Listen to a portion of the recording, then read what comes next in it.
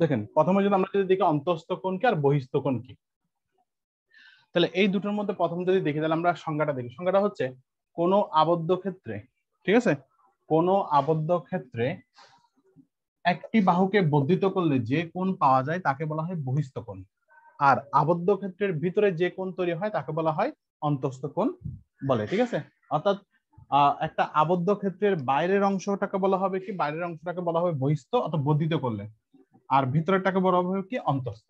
ঠিক আছে, এখন আমরা যদি দেখি, ধরেন আমি ত্রিভুজটা একটু বড় করে আঁকি।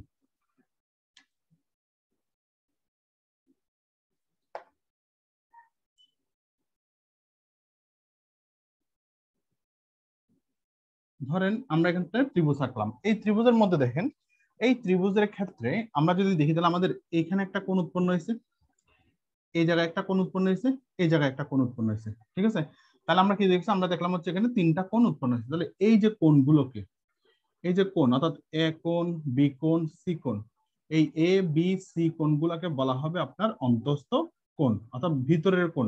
অর্থাৎ আবদ্ধ ক্ষেত্রের ভিতরে যদি কোনো কোণ যদি উৎপন্ন হয় সেটাকে বলা হবে অন্তস্থ কোণ। তারপর বলছি কি, কোনো আবদ্ধ ক্ষেত্রের যে কোনো একটি বাহুকে বর্ধিত করলে যে কোণ পাওয়া যায় তাকে বলা হয় কি বহিস্থ কোণ। ধরেন এখন আমি এ বি সি এই কোণটার মধ্যে আমরা জাস্ট এই লাইনটাকে, মানে আমি যদি বলি এখানে এ, এখানে বি, এখানে সি, তাহলে আমরা বি সি বাহুটাকে আমরা যদি একটু যদি বর্ধিত করে দিই, তাহলে এখানে দেখেন আমাদের সংজ্ঞার সাথে কি বলছে, কোনো আবদ্ধ ক্ষেত্রে যে কোন একটা বাহুকে যদি বর্ধিত করি তাহলে যে কোণ পাওয়া যাবে তাকে বলা হয় বহিস্থ কোণ। তাহলে আমরা যদি দেখি তাহলে আমাদের এই জায়গায় একটা কোণ উৎপন্ন হলো। ঠিক আছে, এই জায়গায় একটা কোণ উৎপন্ন হয়েছে, তাহলে যেহেতু এই জায়গায় একটা কোণ উৎপন্ন হয়েছে তাহলে এটা যদি অন্তস্থ কোণ হয় তাহলে এটা বাহিরের কোণ না, অর্থাৎ আবদ্ধ জিনিসের ভিতরে হচ্ছে অন্তস্থ আর বাইরেরটা হচ্ছে বহিস্থ। তাহলে আমরা যদি বলি এটা হচ্ছে বহিস্থ কোণ, বুঝতে পারছেন, অর্থাৎ বাইরের কোণটাকে বলা হবে বহিস্থ কোণ। ক্লিয়ার? তাহলে আমরা আবার কি করতে পারি, আমরা চাইলে আবার এদিকে বাড়াতে পারি, অর্থাৎ আমরা এখন যে কোনো বাহুকে আমরা বাড়াতে পারি, এদিকে বাড়াতে পারি। ঠিক আছে, চাইলে আবার এদিকে বাড়াতে পারি। ক্লিয়ার? অর্থাৎ বিভিন্ন জায়গায় যেখানে বাড়ায় না এখন আমাদের সেখানে কিন্তু এক একটা কিন্তু কোণ উৎপন্ন হবে। তাহলে এখানেও কোণ উৎপন্ন হবে, আবার এখানেও কোণ উৎপন্ন হবে। ঠিক আছে, অর্থাৎ যাই করি না কেন বর্ধিত করার সাথে সাথে আমাদের কিন্তু এখানে কোণ তৈরি হয়ে যাবে। নর্মালি যদি বর্ধিত না করি সেখানে কিন্তু কোণ উৎপন্ন হবে না। ঠিক আছে, বর্ধিত করলে তখন আমরা উৎপন্ন হবে, সেটাকে বলা হবে বহিস্থ কোণ। আবার বলছি 2 নম্বর পয়েন্টে বলছি পাশাপাশি অবস্থিত একটি অন্তস্থ এবং একটি বহিস্থ কোণ সবসময় কি হয় 180 ডিগ্রি হয়। ঠিক আছে, তাহলে কি বললাম, একটা অন্তস্থ কোণ এবং একটা বহিস্থ কোণ সবসময় কি হবে 180 ডিগ্রি হতে হবে।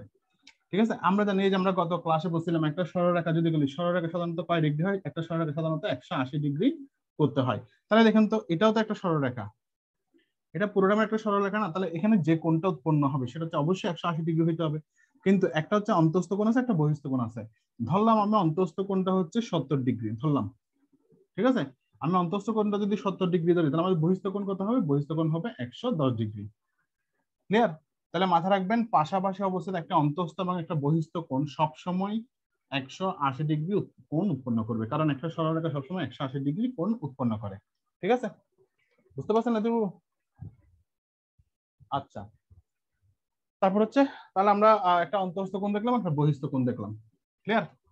এবার আসি আপনাদের সাথে আমি এখন ত্রিভুজের ক্ষেত্রে যে জিনিসগুলো লাগবে, এটা একটা ত্রিভুজের ক্ষেত্রে কিন্তু অন্তস্থ বহিস্থ কোণ, এটা গতদিন পড়াই না, বলছিলাম যে আমি পরের দিন পড়াবো। ঠিক আছে, এতটুকু বুঝতে পারছেন? তাহলে এবার আমরা আসি হচ্ছে আমাদের যে পরের যে টার্মটা আছে, এখন লিখবেন হচ্ছে আপনারা একটা হেডিং দিবেন, সেটা হচ্ছে ত্রিভুজের ক্ষেত্রে, মানে ত্রিভুজের ক্ষেত্রে এই অন্তস্থ এবং বহিস্থ কোণ পরীক্ষা কিন্তু প্রচুর আসে। ঠিক আছে, এখন একটা হেডিং দিবেন, সেটা হচ্ছে ত্রিভুজের ক্ষেত্রে। ত্রিভুজের ক্ষেত্রে, ঠিক আছে। আমি কিন্তু আপনাদেরকে আগেই বলছিলাম 4টায় ক্লাস নেওয়ার কথা ছিল, কিন্তু পরে চিন্তা করলাম যে মানে আমার যেহেতু ইংলিশের ক্লাসটা আমার আজকে ওদের মানে যে টপিক আছে সেই টপিকটা আমার আগেই ক্লাস নেওয়া আছে, সেটা আমি ওদেরকে আপলোড ক্লাস দিয়ে আপনাদেরকে ক্লাস নিচ্ছি। ঠিক আছে, কারণ এই ক্লাসটা আপনার ওদেরটা যেহেতু করাই আছে, আমি ওদেরকে লাইভ ক্লাস না নিলেও সমস্যা নেই, কিন্তু এই ক্লাসটা তো আমার করা নেই, আর এই ক্লাসটা না করলে আমি পরের যে ত্রিভুজ বা চতুর্ভুজ করাতে যাব তখন কিন্তু আপনারা কিন্তু বুঝবেন না। ঠিক আছে, সেই জন্য আপনাদের ক্লাসটা নেওয়ার জন্য আমি ওদের ক্লাসটা বাদ দিচ্ছি আজকে, মানে বাদ দিনে মানে আমি আজকে লাইভ নিচ্ছি না ওদেরটা, সেটাই। এখন দেখেন 1 নম্বর পয়েন্ট দিয়ে লিখবেন যে ত্রিভুজের ক্ষেত্রে লিখবেন তিনটি অন্তস্থ কোণের সমষ্টি কত হয় জানি, অর্থাৎ ত্রিভুজের ক্ষেত্রে হচ্ছে তিনটি অন্তঃস্থ কোণের সমষ্টি সবসময় হয় কত 180 ডিগ্রি। ঠিক আছে, তাহলে তিনটি অন্তঃস্থ কোণের মান সবসময় 180 ডিগ্রি হয়। তারপর লিখবেন তিনটি, মানে এগুলো পরীক্ষায় আসে কিন্তু, তিনটি বহিস্থ কোণের সমষ্টি হয় 360 ডিগ্রি। ঠিক আছে, তার মানে এখন আমরা যদি বলি তাহলে পরীক্ষা আছে এরকম যে একটি ত্রিভুজের অন্তঃস্থ কোণের সমষ্টি কত, তাহলে 180 ডিগ্রি, আর বহিস্থ কোণের সমষ্টি কত 360 ডিগ্রি। তাহলে আমরা একটু আগে যে চিত্রটা আঁকছিলাম, ঠিক আছে, আমরা এই চিত্রটা একটু আগে আঁকছিলাম ত্রিভুজের। ঠিক আছে, তাহলে এই যে জিনিসটা আমরা যদি বলি তাহলে ভিতরের কত ডিগ্রি, ভিতরে বলছি অন্তঃস্থ কোণের মান হচ্ছে 180 ডিগ্রি হবে। তাহলে অন্তঃস্থ কোণের মান যদি 180 ডিগ্রি হয় তাহলে আমাদের এখানে কোণ কয়টা, আমাদের কোণ হচ্ছে 3টা। তাহলে ভাগ করলে আমাদের 3 দিয়ে ভাগ করলে আমাদের প্রত্যেকটা কোণের মান হবে 60 ডিগ্রি। তার মানে এখন আমরা বলতে পারবো সেটা হচ্ছে কি এটা 60 ডিগ্রি, এটাও 60 ডিগ্রি, এটাও 60 ডিগ্রি। কারণ ত্রিভুজের ক্ষেত্রে এখন ত্রিভুজটা যদি সমবাহু হয় তখন সাধারণত আমাদের কোণগুলো সমান হয়। ঠিক আছে, এটা আমরা পরে জানবো যে কোনটা কোন কোন কোন ত্রিভুজে কোন কিভাবে হয়। ঠিক আছে, এখন আমরা জাস্ট ধরে নিলাম আমাদের এখানে হচ্ছে ত্রিভুজের হচ্ছে 180 ডিগ্রি, আমরা 60 ডিগ্রি করে ভাগ করে নিলাম। এখন বলছিলাম যে অন্তঃস্থ কোণ, এটা হলো সব হচ্ছে অন্তঃস্থ কোণ। এখন বহিস্থ কোণ বলছিলাম কি একটা কোণ বাড়াইলে আমাদের কি হয়, বহিস্থ কোণ হয়। এখন পাশাপাশি অন্তঃস্থ কোণ এবং বহিস্থ কোণ মিলে কত ডিগ্রি হয়, 180 ডিগ্রি হতে হয়। এটা যদি 60 ডিগ্রি হয় তাহলে এটা 120 ডিগ্রি। আবার আমি যদি এই বাহুটাকে যদি এখানে যদি বাড়িয়ে দিই তাহলে দেখেন তো এখানে একটা কোণ উৎপন্ন হয়েছে, তাহলে এটা যদি 60 ডিগ্রি হয় এটা 120 ডিগ্রি। ঠিক আছে, আবার ধরেন এটাকে এটাকে আমি যদি এখন যদি বাড়িয়ে দিই তাহলে এটা যদি 60 ডিগ্রি হয় তাহলে এখানে আরেকটা কোণ উৎপন্ন হয়, সেটা হচ্ছে 120 ডিগ্রি। তাহলে দেখেন তো আমরা যদি বলি তাহলে এই অংশগুলো এই জিনিসগুলো হচ্ছে বহিস্থ কোণ, আর এগুলো হচ্ছে অন্তঃস্থ কোণ ভিতরে। তাহলে আবার দেখেন তো টোটাল 120 ইন্টু 3 করে দেখেন তো আপনার 360 হয় কিনা। তার মানে আমরা যে জিনিসটা বুঝতেছি সেটা হচ্ছে কি আমাদের অন্তঃস্থ কোণের সমষ্টি সবসময়, অর্থাৎ ত্রিভুজের ক্ষেত্রে সবসময় কি হবে 180 ডিগ্রি হবে, আর তিনটা বহিস্থ কোণের মান সবসময় 360 ডিগ্রি হবে। ক্লিয়ার, বুঝতে পারছেন? আর পাশাপাশি দুটো কোণ সবসময় 180 ডিগ্রি করতে হবে। এবার আসি আমরা আমাদের পরের ঠাম, সেটা হচ্ছে আপনারা যেহেতু ত্রিভুজের ক্ষেত্রে দেখছি। আচ্ছা, আমরা একটা ত্রিভুজ আঁকি। ধরেন আমরা এখানে একটা সমকোণী ত্রিভুজ আঁকলাম। ঠিক আছে, এখন সমকোণী ত্রিভুজের একটা কোণ তো সবসময় কত হয়, 90 ডিগ্রি হয়। তাহলে একটা কোণ যদি 90 ডিগ্রি হয়, এখন বাকি আছে দুটো কোণ। ঠিক আছে, এখন একটা 90 ডিগ্রি ধরলাম, এখন বাকি দুটো কোণ আমি কিভাবে আইডেন্টিফাই করব?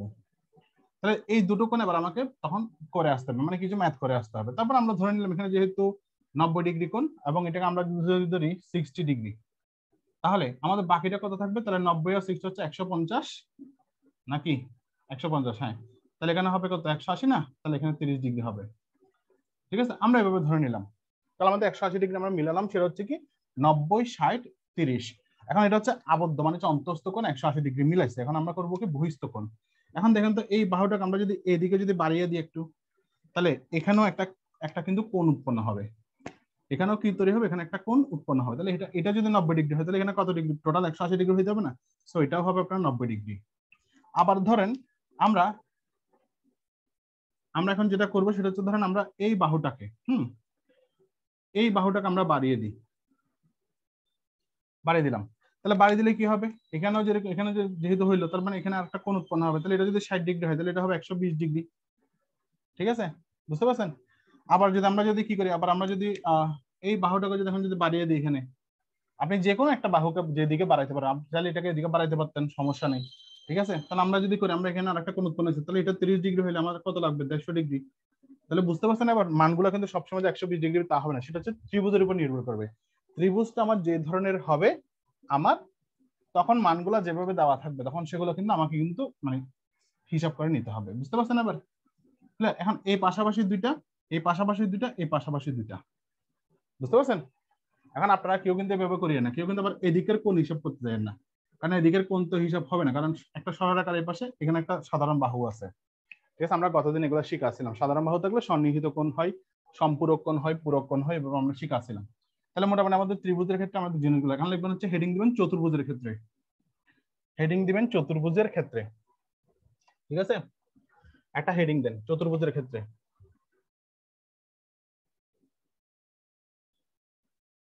লিখেন চতুর্ভুজের ক্ষেত্রে লিখবেন হচ্ছে আপনারা এখন চতুর্ভুজের ক্ষেত্রে। ঠিক আছে, চতুর্ভুজের ক্ষেত্রে যেটা লিখবেন সেটা হচ্ছে লিখবেন হচ্ছে 1 নাম্বার দিয়ে লিখবেন 4টি অন্তস্থ কোণের মান, চারটি অন্তস্থ কোণের মান কত হয়? 360 ডিগ্রি হয়। তাহলে চতুর্ভুজের চারটি অন্তস্থ কোণের মান 360 ডিগ্রি। আর হচ্ছে 2 নাম্বার দিয়ে লিখবেন চারটি বহিস্থ কোণের মান, বহিস্থ কোণের মান সেটাও 360 ডিগ্রি। তাহলে চতুর্ভুজের ক্ষেত্রে হচ্ছে কি, চতুর্ভুজের ক্ষেত্রে হচ্ছে সবসময় অন্তস্থ কোণগুলো আর বহিস্থ কোণগুলো সেটা অল্টারনেট কিন্তু 360 ডিগ্রি আমাদেরকে করতে হবে। বুঝতে পারছেন? তাহলে এখন আমরা যদি একটা চতুর্ভুজ আঁকি, ধরেন আমরা এই জায়গায় একটা চতুর্ভুজ আঁকলাম, ঠিক আছে? এখন আমরা বলছি কি আমাদের কোণগুলো হবে কত? কোণগুলো হবে আমাদের 360 ডিগ্রি। তাহলে এখানে কয়টা কোণ? চারটা কোণ। আমরা যদি হিসাব করি এখানে এ, এখানে বি, এখানে সি, আর এখানে হচ্ছে ডি দিলাম, ঠিক আছে? এখন এ বি সি ডি দিলাম, দেওয়ার পরে এখন খেয়াল করেন আমরা তাহলে আমাদের এখানে কি পেয়েছি? আমরা এখানে কিন্তু চারটা কোণ আমরা টোটাল পাইছি। তাহলে এই চারটা কোণ, চারটা কোণ কত করে হবে? তাহলে আমাদের 4 দিয়ে যদি করেন তাহলে এক একটা কোণ হচ্ছে 90 ডিগ্রি করে। তাহলে প্রত্যেকটা কোণ অর্থাৎ চতুর্ভুজের প্রত্যেকটা কোণ সেটা কি হবে? অর্থাৎ কত হবে? 90 ডিগ্রি করে, ঠিক আছে? এখন আঁকলাম, আঁকার পর এখন চতুর্ভুজে তো অনেকগুলো ভাগ আছে, আয়তক্ষেত্র আছে, রম্বস আছে, সামুদ্রিক আছে, ওগুলো আমি আপাতত এখন যাচ্ছি না, আমি আগে আপাতত বেসিকটা শিখি। তাহলে গেল, এখন আমরা যদি একটা বাহুকে যদি বর্ধিত করি, দেখেন তো একটা বাহুকে বর্ধিত করার সাথে সাথে অর্থাৎ সিডি বাহুকে আমি ধরেন সি এফ বাহু পর্যন্ত বর্ধিত করলাম, তাহলে সি এফ বাহু পর্যন্ত বর্ধিত করলে তাহলে আমাদের এখানে আরেকটা কোণ উৎপন্ন হয়, তাহলে সেটাও কি? সেটা বহিস্থ কোণ। তাহলে এটা যদি 90 ডিগ্রি হয়, এখানেও সেম নিয়ম, পাশাপাশি দুটো কোণ কি হবে? পাশাপাশি দুটো কোণ মিলে কিন্তু 180 ডিগ্রি হতে হবে, ঠিক আছে? সেম ভাবে আমরা যদি এই বাহুকে যদি বর্ধিত করি তাহলে আমাদের এখানে আরেকটা কোণ উৎপন্ন হয়, সেটাও হবে কি 90 ডিগ্রি, যেহেতু সবগুলো সমকোণ সো তার বহিস্থ কোণগুলো সমকোণ হবে। আবার আমরা যদি এদিকে যদি বাড়াই তাহলে এখানে কি হবে? এখানে আরেকটা কোণ উৎপন্ন হয়, সেটা হচ্ছে 90 ডিগ্রি। আবার এটাকে যদি এদিকে বাড়াই তাহলে এখানে আরেকটা কোণ উৎপন্ন হবে, সেটা হচ্ছে 90 ডিগ্রি। অর্থাৎ আপনারা বর্ধিতটা যে কোনো দিকে করতে পারেন, সমস্যা নেই, ঠিক আছে? করলে আপনারা কিন্তু 90 ডিগ্রি অর্থাৎ এই চিত্র অনুযায়ী 90 ডিগ্রি কিন্তু আমাদের করতে হবে। বুঝতে পারছেন? তাহলে আমাদের মোটামুটি এখন জিনিসটা আমরা বেসিক জিনিসটা বুঝলাম যে আমাদের চতুর্ভুজের কয়টা এখানে এভাবে পরীক্ষায় আসে, যে একটি অর্থাৎ চতুর্ভুজের অন্তঃস্থ কোণের মান কত, চতুর্ভুজের বহিস্থ কোণের মান কত, এভাবে কিন্তু আপনাদের পরীক্ষা কিন্তু দিয়ে দেয়, ঠিক আছে? তাহলে আমরা আবার আসি আমাদের পরের টার্মে। পরের টার্ম হচ্ছে আপনাদের এটা তো গেল, এখন হচ্ছে আপনাদের আবার কিছু জিনিস করাবো যেগুলো পরীক্ষায় আসছে, এগুলো সবগুলো পরীক্ষায় আসছে, ঠিক আছে? আসেন আবার সেটা লিখবেন হচ্ছে, আপনারা যেটা লিখবেন সেটা হচ্ছে লেখেন বহুভুজের অন্তঃস্থ কোণের মান নির্ণয়, অন্তঃস্থ কোণের মান নির্ণয়, একটা হেডিং দেন। তাহলে বহুভুজের অন্তঃস্থ কোণের একটা মান নির্ণয় আমরা করব, ঠিক আছে? তাহলে সেক্ষেত্রে আমরা যদি লিখি মান নির্ণয়ের যদি সূত্রটা যদি লিখি তাহলে সেটা করবেন কি, 1 নাম্বার দিয়ে লিখবেন হচ্ছে কি, মানে আমাদের কি করতে বলছি, আমাদের আচ্ছা মান নির্ণয় বের করতে বলছি, মানে হচ্ছে আমরা অন্তঃস্থ কোণের মান বের করব। তাহলে লিখেন 2, ঠিক আছে, 2n - 4 × 90 ডিগ্রি, এটা লিখে রাখেন। তাহলে 2n কি 4 × 90 ডিগ্রি, এটা একটা সূত্র, ঠিক আছে? তাহলে এখানে আমরা যদি বলি এখানে হচ্ছে কি, এখানে n সমান হচ্ছে বাহুর সংখ্যা, n সমান হচ্ছে বাহুর সংখ্যা, ঠিক আছে? তাহলে দেখেন 2n - 4 × 90 ডিগ্রি গেল। এখন আমাদের যদি কোয়েশ্চেন যদি এভাবে করে যে পঞ্চভুজের অন্তঃস্থ কোণের মান কত, ঠিক আছে? তাহলে পঞ্চভুজের অন্তঃস্থ কোণের মান কত, এভাবে যদি কোয়েশ্চেন করে তাহলে আপনারা জাস্ট এভাবে সূত্র দিয়ে বসাই দিতে পারবেন। তাহলে সূত্রটা আমরা যদি হিসাব করি তাহলে 2 n বলছে বাহুর সংখ্যা, তাহলে পঞ্চভুজ মানে কয়টা বাহু? বা 5টা বাহু, -4 × কত 90 গেল। তাহলে 4 × 90 যদি যাই তাহলে এখানে কত আসবে?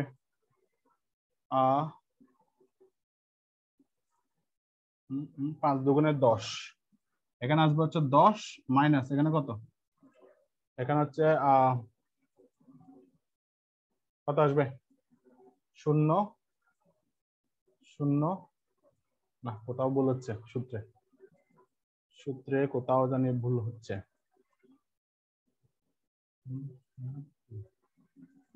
4 × 90, তাহলে 4 নং 36, আচ্ছা দেখি 360, ঠিক আছে, পঞ্চভুজের সমষ্টি 2n মাইনাস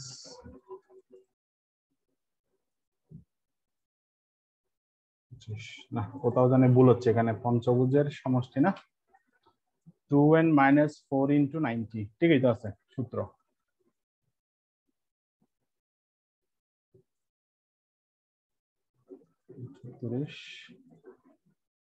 না, সূত্র তো ঠিকই আছে, ভুল হওয়ার তো কথা না। ভুল হচ্ছে কোন জায়গায়? 2 ইন্টু 5 সমান হচ্ছে 10। আচ্ছা, তারপর হচ্ছে মাইনাস 4 ইন্টু 90।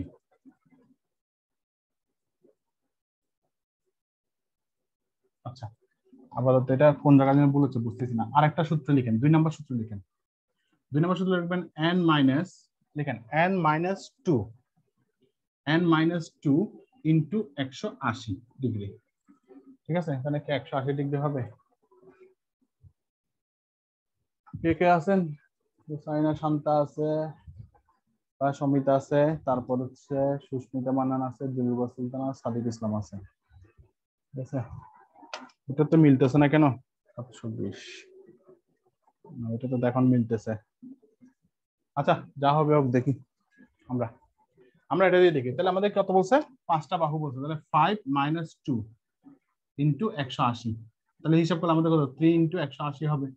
তাহলে করলে কত? 0, 3 8 24, 3 8 24, হ্যাঁ হাতে 2, 3 3 4 5, 540। এটা মিলছে, এটা 540 মিলতে হবে। তাহলে 4 নং 36, 360, এখানে 10, এটা মিলতেছে না। এটা আপাতত, তাহলে আপনারা আপাতত বাদ দেন, কারণ এই সূত্র আপনাদের এখন যেহেতু আমার কোনো জায়গায় ভুল হচ্ছে মেবি, এটা দিয়ে আপনারা করতে পারবেন। অর্থাৎ বাহুর অর্থাৎ অন্তস্থ কোণের মান বের করতে হলে পঞ্চভুজের অন্তস্থ কোণ মানে হচ্ছে 540। ঠিক আছে, এখন আমরা যদি দেখি, তাহলে আমরা সরভুজ যদি বলা হয় সরভুজ, সরভুজ মানে হচ্ছে কয়টা? 6টা। তাহলে 6টা হলে আমরা যদি এখন কি করবো? সরভুজ মানে যদি হিসাব করি, তাহলে 6 মাইনাস 2 ইন্টু 180। তাহলে এখন যদি হবে কত? 4 ইন্টু 180, তাহলে সমান কত? 0, 4 8 32, তাহলে 4 1 4 7, 720 মিলে গেছে। এখন এটা হচ্ছে আপনারা যদি সূত্র মনে রাখতে পারেন তাহলে লিখতে পারেন, সমস্যা নেই। এটা সূত্র আমি একটু পরে আমি দেখি মানে কোথায় জানি ভুল হচ্ছে।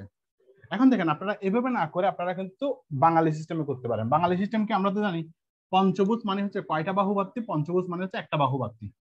ঠিক আছে, পঞ্চভুজ মানে হচ্ছে একটা বাহু বাড়তি। তাহলে আমরা যদি এভাবে করি 180, ঠিক আছে, 180 ইন্টু 5, অনেকে কিন্তু এভাবে করে 180 ইন্টু 5, তাহলে 0, 5 8 40, 5 8 40, 7 4, তাহলে 5 9, 900 হয়েছে। এটা কিন্তু মিলবে না। ঠিক আছে, তাহলে আবার খেয়াল করেন, আমরা যেভাবে করবো, তাহলে আমরা জানি যে একটা চতুর্ভুজের কত? চতুর্ভুজের সমষ্টি মানে হচ্ছে কত? 360। কারণ পঞ্চভুজ মানে হচ্ছে কয়টা বাহু বসছে? একটা বাহু বসছে, তাহলে একটা বাহু মানে হচ্ছে 180 ডিগ্রি। ঠিক আছে, তাহলে একটা বাহু মানে হচ্ছে এই যে একটা টান দিলাম, সরলরেখা হইলো না, তা 180 ডিগ্রি হলো। তারপর যোগ করেন 0, এদিকে কত? এদিকে হচ্ছে আপনার 6 8 14, ঠিক আছে, এদিকে 4, এদিকে 5, তাহলে 540 হলো। আমাদের 540 মিলে আপনি এভাবে কিন্তু বাঙালি সিস্টেমও করে দিতে পারেন, এত সূত্র তো মনে না রাখে। এখন আপনাকে যদি বলে যে অষ্টভুজের সমষ্টি কত, তখন কি করবেন? অষ্টভুজ মানে হচ্ছে ডাবল, মানে কত? দুইটা ডাবল হবে। ঠিক আছে, তো দুইটা 360 360 করে ডাবল হবে। তাহলে আপনি যদি 360 ইন্টু 2 যদি করেন, 0 3 4 12, হাতে 1, ঠিক আছে, 3 2 6 7, না এটা কত? তাহলে 4 হবে এখানে। এটা হচ্ছে আপনার ষড়ভুজ, দুইটা বাহু বাড়তি। আর যদি অষ্টভুজ বলে, তাহলে অষ্টভুজ বলে কত? 4টা বাহু বাড়তি, না 4 দিয়ে করে দিবেন, তাহলে 0 আর 4 কত? 4 24, হাতে 2, 3 4 12 13 14, এভাবে বের করে দিবেন। ঠিক আছে, অর্থাৎ আপনারা বাহু কয়টা বাড়তি সেটা দিয়ে আপনারা তখন সেটা গুণ করে দিবেন 360 এর সাথে। এভাবে এটা বাঙালি সিস্টেম, এত সূত্র তো মনে রাখার দরকার নেই। ঠিক আছে, তাহলে এবার আমরা আসি। এবার তাহলে আপনারা চিত্রের মাধ্যমে বের করতে পারেন। সেটা হচ্ছে পঞ্চভুজ যেহেতু বলছি, আপনারা চিত্র আঁকতে পারেন একটা চতুর্ভুজ। চতুর্ভুজ মানে কত? 360। আর পঞ্চভুজ মানে হচ্ছে, ধরেন এটা বাদ দিলাম, পঞ্চভুজ হচ্ছে এরকম। ঠিক আছে, পঞ্চভুজ ধরলাম। এখন আমরা জানি, তাহলে আমরা এখানে যদি জিনিসটা যোগ করে দিলাম, এটা একটা চতুর্ভুজ হলো। চতুর্ভুজ মানে হচ্ছে 360 ডিগ্রি। আর একটা ত্রিভুজের অন্তস্থ কোণের সমষ্টি কত? 180 ডিগ্রি। তাহলে দুইটা যোগ করলে যা হবে 500 কত ডিগ্রি? 40 ডিগ্রি আসবে। আপনারা ম্যানুয়ালি অর্থাৎ চিত্র এঁকেও করতে পারেন, সূত্র দিয়েও করতে পারেন। সূত্রের একটু ভুল হচ্ছে কোথাও। ঠিক আছে, তাহলে সূত্র আপনারা আপাতত বাদ রাখেন, ওই 2 নম্বর সূত্র দিয়ে করতে পারবেন, সমস্যা নেই। ক্লিয়ার? তাহলে সকল ধরনের বহুভুজের অন্তস্থ কোণের সমষ্টি আপনারা এখন বের করতে পারবেন। এখন দেখেন, পরে যেটা আসবো সেটা হচ্ছে আপনারা অর্থাৎ বাংলা নিয়ম তো দেখাই দিলাম, এখন লিখবেন হচ্ছে সুষম বহুভুজ। সুষম বহুভুজ। ঠিক আছে, লিখেন, হেডিং দিবেন হচ্ছে সুষম বহুভুজ। জ্যামিতিটা কে যে তৈরি করলো, ইউক্লিডে বেটা যত ধরনের ঝামেলা করছে আসলে। সুষম বহুভুজ, বহুভুজ, ঠিক আছে। সুষম বহুভুজের ক্ষেত্রে দেখেন যে, আচ্ছা সুষম বহুভুজ মানে কি? সুষম বহুভুজ মানে যদি বলি আমরা, তাহলে হচ্ছে কি, যদি এখানে যদি আমি যদি বলি মানে সুষম, সুষম মানে হচ্ছে সবগুলার সমান, অর্থাৎ এখানে যদি প্রত্যেকটা কোণের মান যদি সমান হয় তাহলে সেটাকে আমরা সুষম বহুভুজ বলবো। ঠিক আছে, তাহলে সুষম বহুভুজ মানে হচ্ছে যেখানে প্রত্যেকটা বাহু এবং হচ্ছে প্রত্যেকটা কোণের মান কি থাকবে, সমান থাকবে। ঠিক আছে, তাহলে এখন আমরা যদি দেখি যে, এখন আমরা দেখছি কি, আমরা পঞ্চভুজের দেখছি। ঠিক আছে, আমরা দেখছি কি পঞ্চভুজের অন্তস্থ কোণের সমষ্টি কত পাইছিলাম, 540 পাইছিলাম না, 540 ডিগ্রি পাইছিলাম। এটা হচ্ছে অন্তস্থ কোণের সমষ্টি। এখন আপনাকে যদি পরীক্ষায় বলে যে অন্তস্থ কোণের সমষ্টি দেওয়া আছে, এখন আপনাকে যদি বলে যে প্রত্যেকটা কোণের মান কত, তাহলে পঞ্চভুজের প্রত্যেকটি কোণের মান কত, তাহলে এখন আমরা যেটা বের করবো সেটা হচ্ছে পঞ্চভুজের প্রত্যেকটি কোণের মান।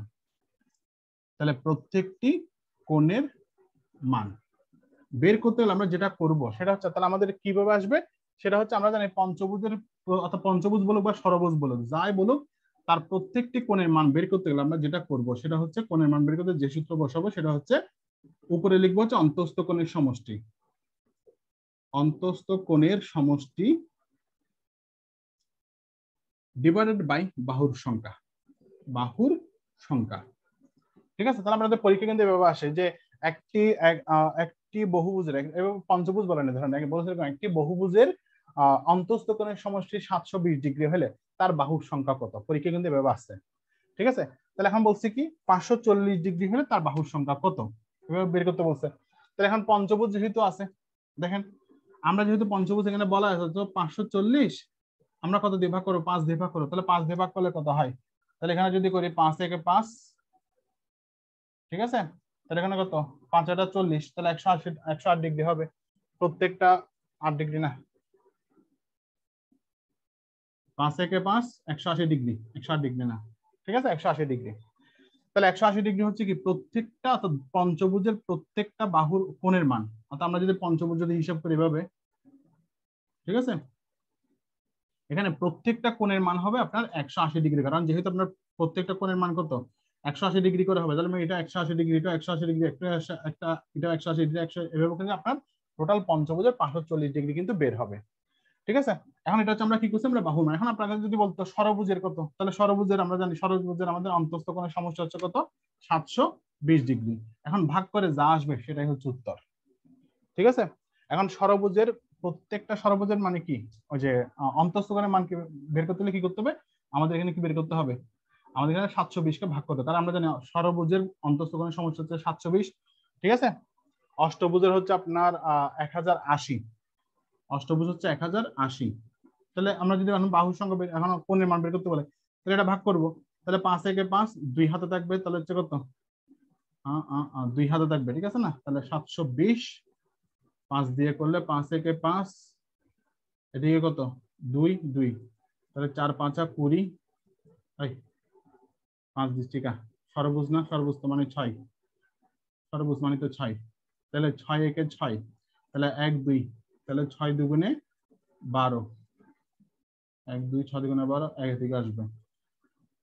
আচ্ছা কি হইলো আমার, 720 ডিগ্রিকে 6 দিয়ে ভাগ করলে তো 120 ডিগ্রি হবে, হ্যাঁ 120 ডিগ্রি হবে। ঠিক আছে, বুঝতে পারছেন? দেখেন এবার তাহলে আমরা বাহুর সংখ্যা, আমরা প্রত্যেকটা অন্তস্থ কোণের মান বের করতে পারবো এখন ওই যে সূত্র দিয়ে, সেটা হচ্ছে কি, উপরে হচ্ছে অন্তস্থ কোণের সমষ্টি, নিচে হচ্ছে বাহুর সংখ্যা। ঠিক আছে, এখন একটা কোয়েশ্চেন লিখেন, আপনারা কোয়েশ্চেন লিখেন, সেটা হচ্ছে কোন, এটা আপনারা করবেন এখন, কোন বহুভুজের, ঠিক আছে, প্রত্যেকটি কোণের মান 135 ডিগ্রি হলে, অর্থাৎ কোন বহুভুজের প্রত্যেকটি কোণের মান 135 ডিগ্রি হলে তার বহিস্থ কোণের মান কত হবে? বহিস্থ কোণের মান কত হবে দেখি করেন তো আপনারা। আমি অপশন দিচ্ছি। ক নাম্বার অপশন দিব হচ্ছে আপনার 60 ডিগ্রি, খ নাম্বার হচ্ছে 360 ডিগ্রি, গ নাম্বার হচ্ছে 45 ডিগ্রি, আর ঘ নাম্বার হচ্ছে 105 ডিগ্রি।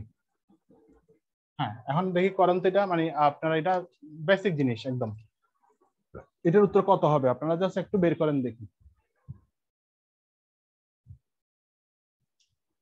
দেখেন বলছে কি, কোন বহুভুজের প্রত্যেকটি কোণের মান, তাহলে প্রত্যেকটি কোণের মান যদি 135 ডিগ্রি হয়, তাহলে আবার আমরা বহুভুজ, আমরা এখন যদি একটা পঞ্চভুজ যদি হিসাব করি এখন, ঠিক আছে, বা ষড়ভুজ যদি হিসাব করি আমরা 4 ধরেন 5, আমরা পঞ্চভুজ আঁকলাম একটা।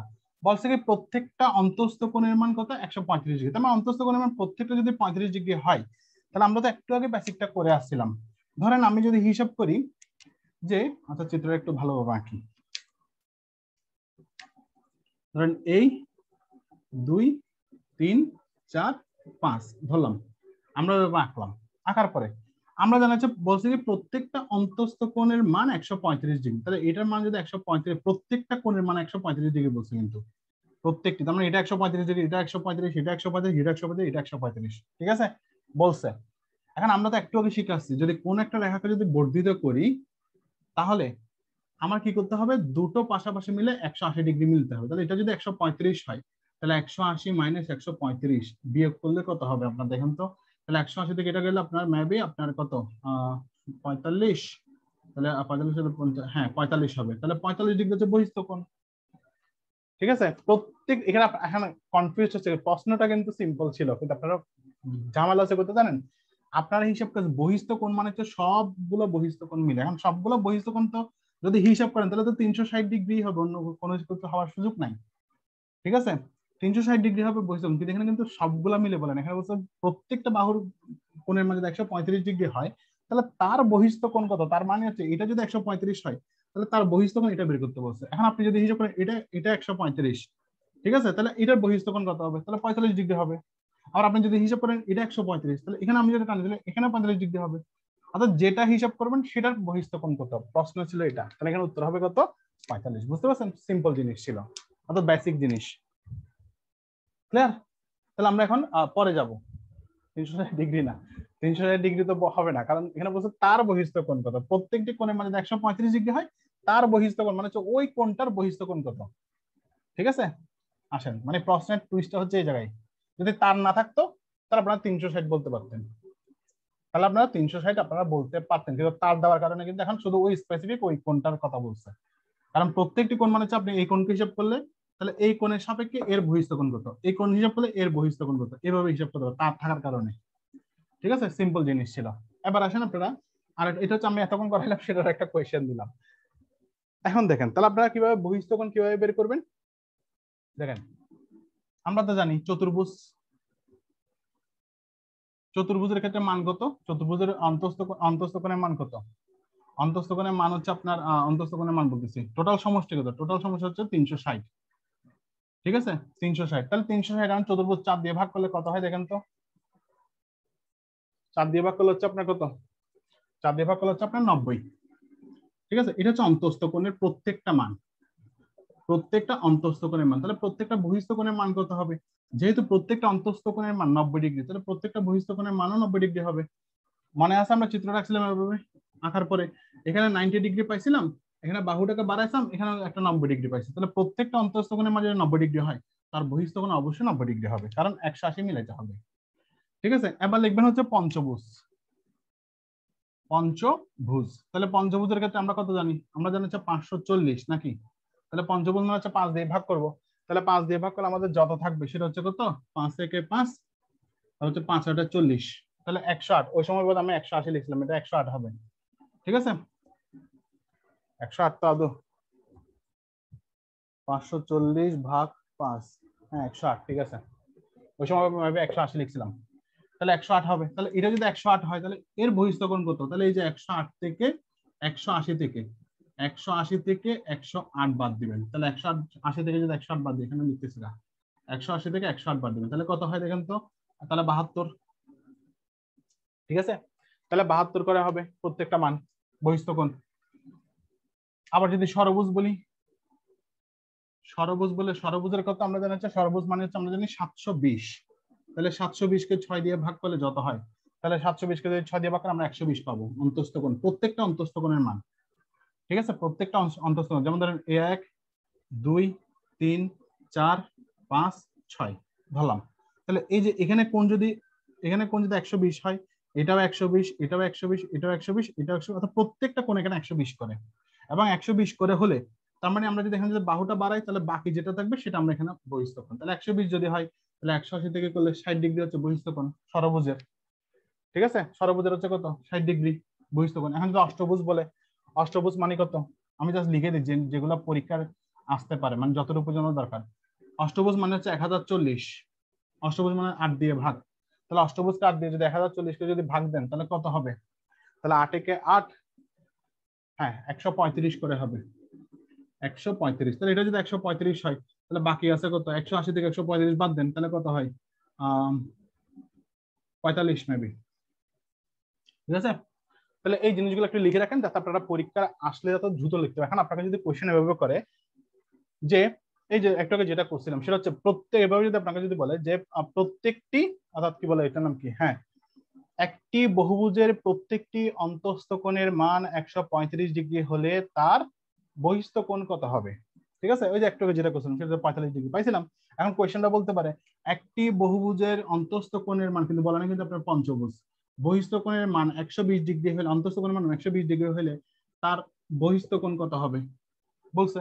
আবার তাহলে উল্টাটা বলতে পারে, উল্টাটা আপনাকে বলে দিতে পারে যে একটি বহুভুজের বহিস্থ কোণের মান 160 ডিগ্রি 60 ডিগ্রি হলে তার অন্তস্থ কোণের মান কত। তাহলে উল্টা দিক দিয়ে হিসাব করবেন। এখন বুঝতে পারছেন এবার ক্লিয়ার? আবার অত 60 ডিগ্রি বললে তখন 180 থেকে 60 বিয়ে করলে যা থাকবে সেটাই অন্তস্থ, বহিস্থ বললে অন্তস্থ বের করতে পারবেন, এখন অন্তস্থ বলে বহিস্থ বের করতে পারবেন একই নিয়মে।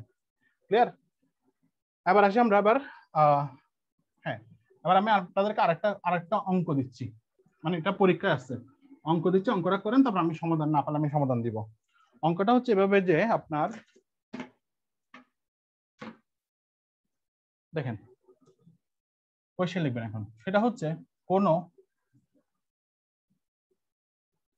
বহুভুজের প্রত্যেকটি,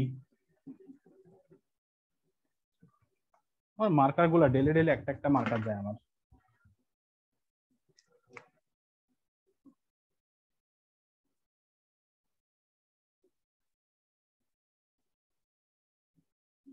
প্রত্যেকটি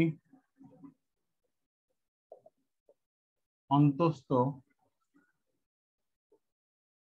কোণের মান 135 ডিগ্রি হলে, তাহলে কোন বহুভুজের প্রত্যেকটি অন্তস্থ কোণের মান 135 ডিগ্রি হলে এর বাহুর সংখ্যা কত। এখন কিন্তু কোয়েশ্চেনটা জাস্ট একটু চেঞ্জ হয়েছে, বাহুর সংখ্যা কত। ঠিক আছে, অপশন ক 5, অপশন খ 6, অপশন গ 8, অপশন ঘ 12, কোনটা হবে বলেন, দ্রুত বলেন একটু।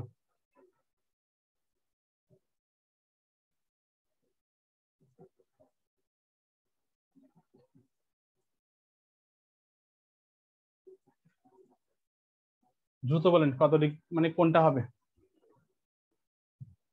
গ মানে হচ্ছে 8।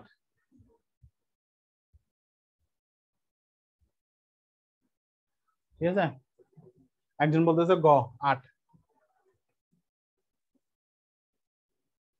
ঠিক আছে, দেখেন আমি করে দিই। সেটা হচ্ছে একটু এখানে একটু ঝামেলা। এখন আপনি যিনি 8 বলছেন তিনি হয়তো এমন হতে পারে, হয়তো অঙ্কটা আপনি আগে থেকে করছেন এমন হতে পারে, হয়তো এমন হতে পারে একটু আগে আমি যে বলছি 35 অষ্টভুজের ক্ষেত্রে অন্তস্থ কোণ হবে 35 ডিগ্রি, তাহলে 135 ডিগ্রি প্রত্যেকটা কোণের মান, তাহলে 135 ডিগ্রি কার হয়, শুধুমাত্র অষ্টভুজের হয়, 135 ডিগ্রি হয় অষ্টভুজের ক্ষেত্রে। এটা যদি আপনার মনে থাকে তাহলে আপনি সরাসরি লিখতে পারবেন 8। যদি আপনার যদি মনে নাই তখন কি করবেন, তখন আপনাকে যেটা করতে হবে, এখন অন্তস্থ কোণ তো দেওয়া আছে, তাহলে আমাকে বহিস্থ কোণটা বের করতে হবে। তাহলে সূত্রটা কি, সূত্রটা হচ্ছে মানে এগুলো বের করা, বাহুর সংখ্যা বের করার সূত্র হচ্ছে বাহুর সংখ্যা সমান সমান হচ্ছে উপরে 360, ঠিক আছে, নিচে হচ্ছে বহিস্থ কোণ, বহিস্থ কোণ। ক্লিয়ার? উপরে হচ্ছে 360, নিচে হচ্ছে বহিস্থ কোণ। এখন দেখেন আমার অন্তস্থ কোণ দেওয়া আছে এখানে কত, এখানে অন্তস্থ কোণ দেওয়া আছে 135। তাহলে আমার সূত্রে কি লাগবে, বহিস্থ কোণ লাগবে। কারণ বহিস্থ কোণ আমরা কিভাবে বের করব, যেহেতু প্রত্যেকটা অন্তস্থ কোণে মানে 135 বলছে, তাহলে তার বহিস্থ কোণ কিভাবে বের করব, তাহলে আমরা বের করছি না বহিস্থ কোণ, বহিস্থ কোণ সমান 180 বিয়োগ 135, তাহলে কত পাইছিলাম 45 ডিগ্রি। তাহলে এখন আমরা কি করবো, জাস্ট এখন ভাগ করে দিব, তাহলে এটা 45 সমান সমান 8 হবে। ঠিক আছে, বেড়ে গেছে, কারণ এটা আপনার অন্তস্থ কোণ দেওয়া আছে, সেজন্য সরাসরি আপনি বহিস্থ কোণটা বের করে দিলে, ভাগ করে দিলে হয়ে যাচ্ছে, বুঝতে পারছেন? এখন এই জায়গায় আপনার অন্তস্থ কোণ না বলতে পারে, অর্থাৎ এই জায়গায় আপনার অন্তস্থ কোণ না বলে এখানে যদি বলে আপনাকে বহিস্থ কোণ, অর্থাৎ প্রত্যেকটি বহিস্থ কোণের মান 45 ডিগ্রি হলে তা এর বাহুর সংখ্যা কত, এখন আপনাকে কিন্তু বলে দিতে পারে, অর্থাৎ জাস্ট প্রশ্নটা চেঞ্জ করতে পারে। এখন প্রশ্ন চেঞ্জ করে যেহেতু বহিস্থ কোণ সরাসরি বলাই আছে, তাহলে আমার আর এখানে বহিস্থ কোণ বের করার কোনো দরকার নেই। তাহলে আমি সরাসরি কি করব, আমি সরাসরি বহিস্থ কোণ যেহেতু আমার বলাই আছে, কলম দিয়ে লিখলে আমার বোর্ডের অবস্থা খারাপ হয়ে যাচ্ছে।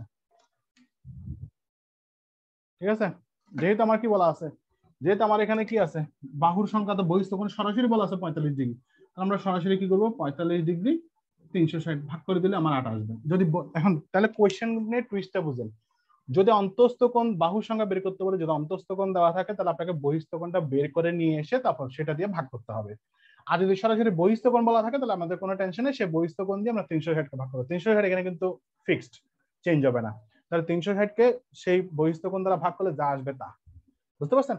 এখন যদি আমরা একটু আগে যেটা করছিলাম সেটা হচ্ছে, আমরা একটু আগে করছিলাম না যে প্রত্যেকটি, অর্থাৎ আমরা কি পঞ্চভুজে পাইছিলাম, পঞ্চভুজে পাইছিলাম আমরা 72। এখন যদি বলে এরকম যে কোন বহুভুজের প্রত্যেকটি বহিস্থ কোণের মান 72 ডিগ্রি হলে তার বাহুর সংখ্যা কত, তাহলে আমরা যদি বলি এখন যদি 72 ডিগ্রি, যেহেতু 72 ডিগ্রি বলছে, সো 360 ডিভাইডেড বাই 72, তাহলে করলে কত হবে দেখেন, করলে অবশ্যই আপনার 5 হবে, তাহলে 5 5 2 10, হ্যাঁ 5 হবে। ঠিক আছে, অর্থাৎ পঞ্চভুজের অর্থাৎ 5টা বাহু বের হবে। অর্থাৎ যাই যদি বহিস্থ কোণ সরাসরি দেওয়া থাকে তাহলে আমরা সরাসরি ভাগ করে দিব। ক্লিয়ার এতটুকু? তাহলে এতটুকু যদি ক্লিয়ার হয় আপনাদের, আচ্ছা এতটুকু পর্যন্ত কারো সমস্যা আছে কিনা বলেন? গেল তো বোর্ডটা নষ্ট, এই কলম দিয়ে লিখে।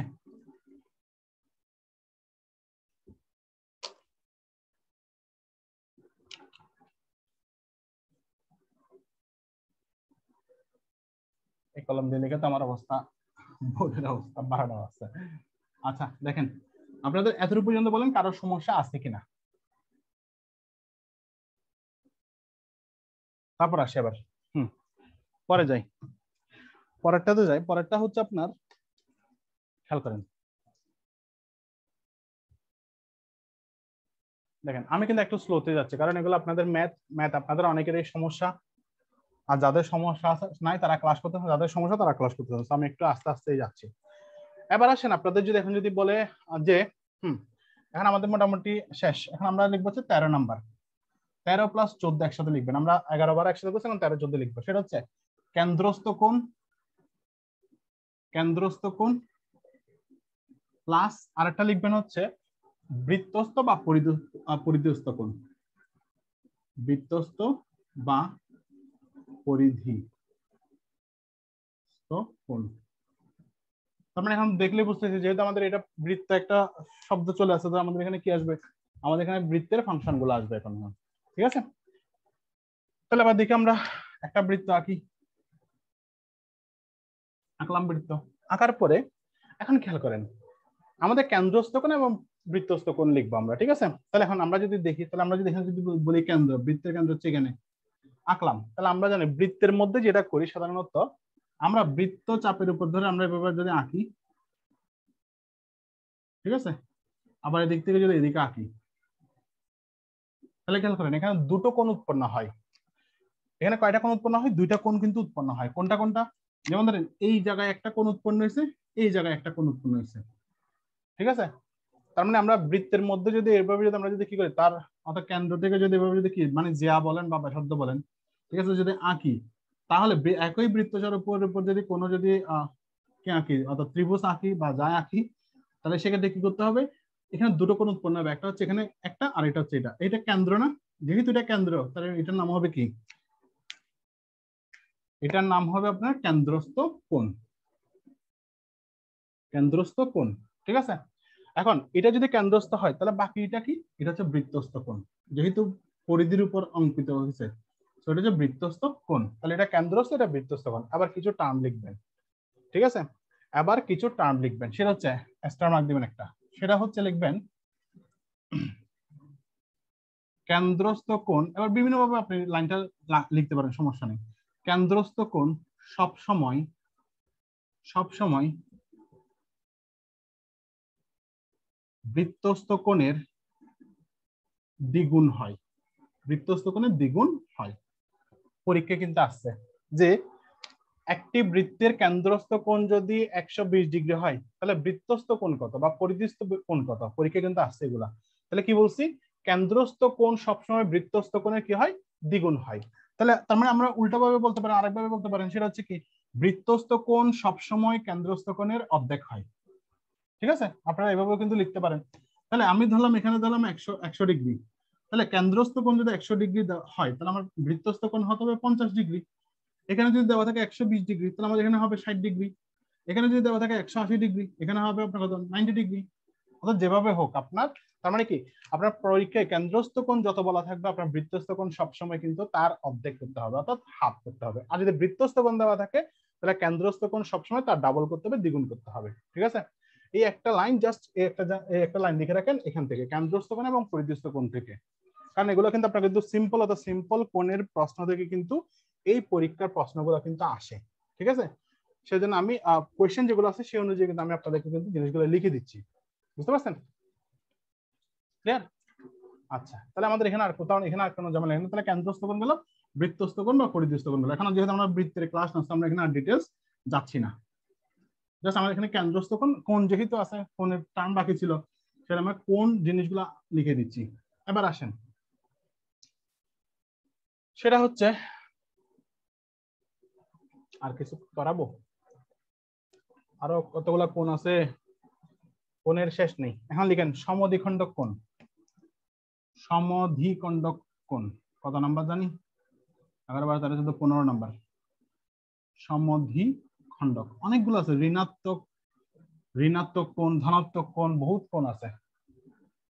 সমদ্বিখণ্ডক কোণ, এই সমদ্বিখণ্ডক কোণ দেখলে আপনারা বুঝতেছেন যে আপনারা কিভাবে আসলে করতে হবে বা জিনিসটা আসলে কি। দেখেন, সমদ্বিখণ্ডক কোণ মানে হচ্ছে, ধরেন আমি এখানে এই জায়গায় একটা কোণ আঁকলাম, বা ধরেন এভাবে একটা আমি সমকোণ আঁকলাম, তাহলে সমকোণ মানে কত, 90 ডিগ্রি, সেটা আমরা জানি, বাইরে লিখি 90 ডিগ্রি। ঠিক আছে, এখন আমরা যদি এই দুটো কোণকে সমান দুই ভাগে যদি ভাগ করে একটা সাধারণ বাহু দ্বারা, ধরেন সাধারণ বাহু দ্বারা আমি একটা সমান দুই ভাগে ভাগ করলাম, তাহলে এটার মান হলো ধরেন 45 ডিগ্রি, এটার মান হলো ধরেন 45 ডিগ্রি। তাহলে দেখেন তো, আমরা একটা কোণকে একটা সাধারণ বাহু দ্বারা দুইটা খণ্ডে, সমান দুই খণ্ডে ভাগ করছি, তখন এখানে যে কোণগুলো উৎপন্ন হবে সেগুলোর নামে হচ্ছে, সেটার নামে হচ্ছে আপনার সমদ্বিখণ্ডক কোণ। ঠিক আছে, এখন আমরা কিভাবে করছি, আমরা যেভাবে করে আসছিলাম মানে পরীক্ষায়, মানে একটা সম্পাদক যেভাবে করছিলাম, সেটা হচ্ছে কি বি রেখার উপর ধরেন সি আরেকটি রেখা অঙ্কন করি, এবং বির সমান বা বির অর্ধেক বা তার বেশি পরিমাণ নিয়ে, ঠিক আছে, বিন্দুতে কি করি, বিন্দুতে একটি একটি বৃত্তচাপ আঁকি। তাহলে আঁকলাম, এখানে একটা বৃত্তচাপ আঁকলাম। আবার বলছি কি যে তার উপর করে আবার কি করবো, কোন দিক থেকে জানি করে, হ্যাঁ বি কে কেন্দ্র করে কি করে আবার একটা বৃত্তচাপ আঁকলাম। আঁকার পরে ধরেন মাঝখানে একটা বিন্দু তৈরি হয়েছে না, ধরেন আমার এখানে তো হাত দিয়ে আঁকতে হয় না, ধরেন আমার এখানে তৈরি হয়েছে, তখন আমরা কি করি, তখন আমরা কি করি, ওই বৃত্তের সাথে ওই বিন্দুর সাথে এটা যোগ করার পরে যেটা হয় সেটা হচ্ছে সমদ্বিখণ্ডক। আমরা সম্পাদকে সাধারণত বলছিলাম কম্পাস দিয়ে আঁকতে হইতো। ঠিক আছে, তখন এটা তো আমার আসলে সমান হয় না, কিন্তু কম্পাস দিয়ে আঁকলে কিন্তু সমান হবে। তাহলে কি আমরা একবার এ বিন্দু থেকে, অর্থাৎ এ বি এর সমান বা তার অর্ধেকের বেশি ব্যাসার্ধ নিয়ে কি করি আমরা, মানে এ বিন্দু থেকে একটা একটা বৃত্তচাপ আঁকি, আবার বি বিন্দু থেকে একটা বৃত্তচাপ আঁকি, আঁকার পরে যে বিন্দুটা তৈরি হয় সেটার সাথে এখানে যোগ করে দিলেই সমদ্বিখণ্ডক তৈরি হয়। আবার আমরা সম্পাদকের ক্ষেত্রে আরো কিছু চিত্র দেখছিলাম, সেটা হচ্ছে এ বি সরলরেখার উপর কি করেন, একটা মধ্যবিন্দু তৈরি করতে হবে বললো, ধরেন তাহলে আমরা কি করছিলাম, তাহলে এই জায়গায় কত ছিল, এটা টোটাল হচ্ছে আপনার কত, এটা টোটাল হচ্ছে আপনার 180 ডিগ্রি, এটা আমরা জানি 180 ডিগ্রি এটা টোটাল।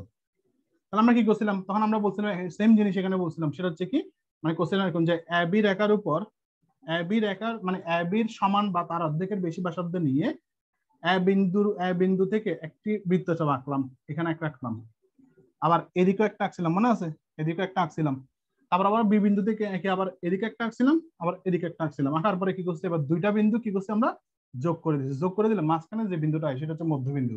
তাহলে দেখেন এটা ছিল 180 ডিগ্রি, তাহলে আমরা তখন যেহেতু মধ্যবিন্দু ভাগ করে দিচ্ছি তখন এটা হচ্ছে 90 করছিলাম। মনে আছে ছোটবেলার সেই কথাগুলো? আমরা স্কুল লাইফে কিন্তু এই জিনিসগুলো সম্পাদক বহুত আঁকছি, এগুলা এই সম্পাদকগুলো বহুত আঁকছি আমরা। ঠিক আছে, এই যে জিনিসটা দুইটা ভাগে ভাগ করছে একটা একটা কোণকে, সেটাই হচ্ছে সমদ্বিখণ্ডক কোণ, আর কিছুই না। ঠিক আছে, জাস্ট আমরা ছোটবেলার পড়াগুলো জাস্ট একটু মনে করে দিচ্ছি যেহেতু কোণের ক্লাস। এবার আসেন, লেখানো হচ্ছে ডিগ্রি কোণ। কত নাম্বার জানি? 17 নাম্বার, মেবি 14, 15, 16 নাম্বার। ডিগ্রি কোণ, ডিগ্রি কোণ। দেখেন ডিগ্রি কোণ জিনিসটা কি লিখেন, সেটা হচ্ছে 90 ডিগ্রি। কারণ পরীক্ষায় অনেক সময় দিয়ে দেয় যে ডিগ্রি কোণ সাধারণত, অর্থাৎ ডিগ্রি কোণের মান কত, তখন এভাবে দিয়ে দিবে। ঠিক আছে, তাহলে 90 ডিগ্রি কোণকে সমান 90টি অংশে, 90টি অংশে ভাগ করলে যে মান পাওয়া যায় তাকে ডিগ্রি কোণ বলে, ডিগ্রি কোণ বলে। ঠিক আছে, এখন ডিগ্রি কোণ যেহেতু বলছে 90 ডিগ্রি কোণকে যদি 90টি ভাগে যদি ভাগ করা হয় তাহলে যে কোণ পাবো সেটার নামে হচ্ছে ডিগ্রি কোণ। তাহলে এখন আমরা যদি বলি ডিগ্রি কোণ সমান সমান কত ডিগ্রি? 1 ডিগ্রি। যেহেতু 90 ডিগ্রির একটা কোণকে 90টা ভাগে ভাগ করবো তার মানে আমাকে 1 ডিগ্রি করতে হবে। ঠিক আছে, এই যেমন এখানে একটা আমি একটা যদি লম্ব আঁকি, এই লম্বটা হচ্ছে 90 ডিগ্রি। এখন সেই 90 ডিগ্রিকে আমরা এই একটা ভাগ, ধরেন এই ছোট ছোট ছোট ছোট ছোট অংশে কি করলাম, ছোট ছোট অংশে আমরা ভাগ করে যেভাবে করি, ঠিক আছে, এভাবে আরো ছোট হবে, এখানে আমি জাস্ট বোঝার জন্য লিখতেছি। এভাবে ভাগ করে 90টা ভাগ করলে যে অংশটা হবে সেটার নামই হচ্ছে আপনার ডিগ্রি কোণ। দেখেন তো আমরা যখন ছোটবেলায় যে আমরা যেহেতু জ্যামিতি বক্স ইউজ করতাম তখন সেখানে একটা এরকম একটা জিনিস থাকতো কিনা, মানে যেটাকে আমরা বলতাম কি চাঁদা। ঠিক আছে, বলতাম। তাহলে এই জিনিসটা হচ্ছে 90 ডিগ্রি একটা সিস্টেম ছিল সেই চাঁদার মধ্যে, অর্থাৎ 90 ডিগ্রি কিন্তু সেখানে 1 ডিগ্রি 2 ডিগ্রি এভাবে করে করে ছোট ছোট ছোট কিছু দাগ কাটা থাকতো। ঠিক আছে, ওই জিনিসটাই হচ্ছে এখানে ডিগ্রি কোণ। মানে হচ্ছে আমরা সাধারণত বলবো হচ্ছে কি 90 ডিগ্রি কোণকে 90টি অংশে ভাগ করলে প্রত্যেকটা ডিগ্রি কোণ মানে হচ্ছে 1 ডিগ্রি। তার মানে 1 ডিগ্রিকে সবসময় বলা হবে ডিগ্রি কোণ। বুঝতে পারছেন? ক্লিয়ার? এটা আর কিছু না, এটা সিম্পল জিনিস। যদি প্রিলিতে দিয়ে দাও অনেকে কিন্তু পারবে না যে 1 ডিগ্রির অর্থাৎ ডিগ্রি কোণের মান কত। ডিগ্রি কোণের মান সবসময় 1 ডিগ্রি। ঠিক আছে, এবার আসেন আপনার যেটা করবেন, হ্যাঁ আরেকটা কোয়েশ্চেন আসছে পরীক্ষায়, সেটা হচ্ছে রেডিয়ান কোণ। রেডিয়ান কোণ বেশি নাই, আর খুব একটা বেশি নাই, আজকে খুব একটা বেশিক্ষণ লাগবে না, 1 ঘন্টা হয়ে যাচ্ছে। দেখেন রেডিয়ান কোণ লিখেন। রেডিয়ান কোণ কি জিনিস? পরীক্ষা আছে কিন্তু রেডিয়ান কোণের মান কত, যদি বিগত বছরের কোয়েশ্চেন দেখেন তাহলে পরীক্ষা আছে রেডিয়ান কোণের মান কত। তাহলে রেডিয়ান কোণকে আগে সেটা দেখে নিন, সেটা হচ্ছে বৃত্তের ব্যাসার্ধের সমান, ঠিক আছে, চাপ নিয়ে, সমান চাপ নিয়ে কেন্দ্রের, তাহলে বৃত্তের ব্যাসার্ধের সমান চাপ নিয়ে কেন্দ্রে কোন কোণ উৎপন্ন করলে, কেন্দ্রে কোন কোণ উৎপন্ন করলে, তাহলে কি বলছি? বৃত্তের ব্যাসার্ধের সমান চাপ নিয়ে, ঠিক আছে, কেন্দ্রে কোন কোণ উৎপন্ন করলে ওই কোণকে কি বলে? রেডিয়ান কোণ বলে, রেডিয়ান কোণ বলে। এবার দেখেন তাহলে রেডিয়ান কোণ জিনিসটা কি?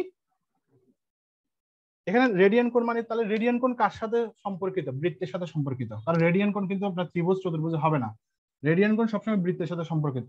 কারণ আপনাকে যদি কোশ্চেন যদি করে যদি মানে প্যাসেলটা কোশ্চেন করে যে রেডিয়ান কোণ নিচের কোণটির সাথে সম্পর্কিত, দিছে চতুর্ভুজ, ত্রিভুজ, বৃত্ত, ধরেন আপনাকে দিলে, আবার ধরেন আর কি আছে আরেকটা কোণক দিল, ধরেন যেভাবে দিল, এখন আপনাকে তখন বুঝতে হবে যে এটা বৃত্তের সাথে সম্পর্কিত। ঠিক আছে, এখন বলছে কি বৃত্তের ব্যাসার্ধের সমান করে। ঠিক আছে, এখন ধরো আমরা এখানে একটা বৃত্ত আঁকি, একটা বৃত্ত আঁকলাম, আঁকার পরে একটা ব্যাসার্ধের সমান করে। আমরা জানি এটা টোটাল পুরোটা মানে হচ্ছে একটা ব্যাস, ব্যাস হচ্ছে অর্থাৎ ব্যাসার্ধ হচ্ছে ব্যাসের অর্ধেক ধরলাম। এই ব্যাসার্ধের সমান সমান চাপ নিয়ে, মানে এই ব্যাসার্ধ যতটুকু তার সমান চাপ নিয়ে, অর্থাৎ কেন্দ্রে কোনো কোণ উৎপন্ন করলে, তাহলে কেন্দ্রে কোনো কোণ যদি উৎপন্ন করি, ঠিক আছে, ধরেন আমরা এই জায়গায় একটা কোণ উৎপন্ন করছি ধরলাম, তাহলে সেখানে আমরা কি বলবো, উৎপন্ন করলে ওই কোণকে রেডিয়ান কোণ বলে। তাহলে এই যে কোণ তৈরি হইলো, ঠিক আছে, ব্যাসার্ধের সমান নিয়ে, সে কোণটাকে বলা হবে আমরা রেডিয়ান কোণ। রেডিয়ান কোণ। এখন রেডিয়ান কোণের মান কত? রেডিয়ান কোণের মান সবসময় সমান থাকে। রেডিয়ান কোণের মান হচ্ছে আপনার 57.3 ডিগ্রি। এই মানটা কিন্তু পরীক্ষায় আসছে যে রেডিয়ান কোণের মান কত, পরীক্ষায় কিন্তু আসছে রেডিয়ান কোণের মান কত, তাহলে হবে কত, 57.3 ডিগ্রি। ঠিক আছে, এটা কিন্তু ফিক্সড, এটা কিন্তু চেঞ্জ হয় না। সো এটা আপনারা কিন্তু এক্সট্রা মার্ক দিয়ে রাখেন, কারণ এটা পরীক্ষায় আসছে রেডিয়ান কোণের মান কত। ঠিক আছে, তাহলে রেডিয়ান কোণ মানে হচ্ছে কি, যে বৃত্তের মধ্যে ব্যাসার্ধের সমান চাপ নিয়ে কেন্দ্রে কোন কোণ উৎপন্ন করলে যে কোণ উৎপন্ন হয় তাকে বলা হয় কি রেডিয়ান কোণ। বুঝতে পারছেন? তাহলে আবার আসি, তাহলে এখন কিভাবে হয় জিনিসটা দেখেন। আচ্ছা, কিভাবে বের করে সেটা একটু করে লিখে দিই। সেটা হচ্ছে অর্থাৎ 1 রেডিয়ান সমান যে আপনার 57.3 ডিগ্রি, সেটা হচ্ছে কি 1 রেডিয়ান। বুঝছি, আমাকে মার্কার কিনতে হবে আবার, লকডাউনের মধ্যে সবই বন্ধ।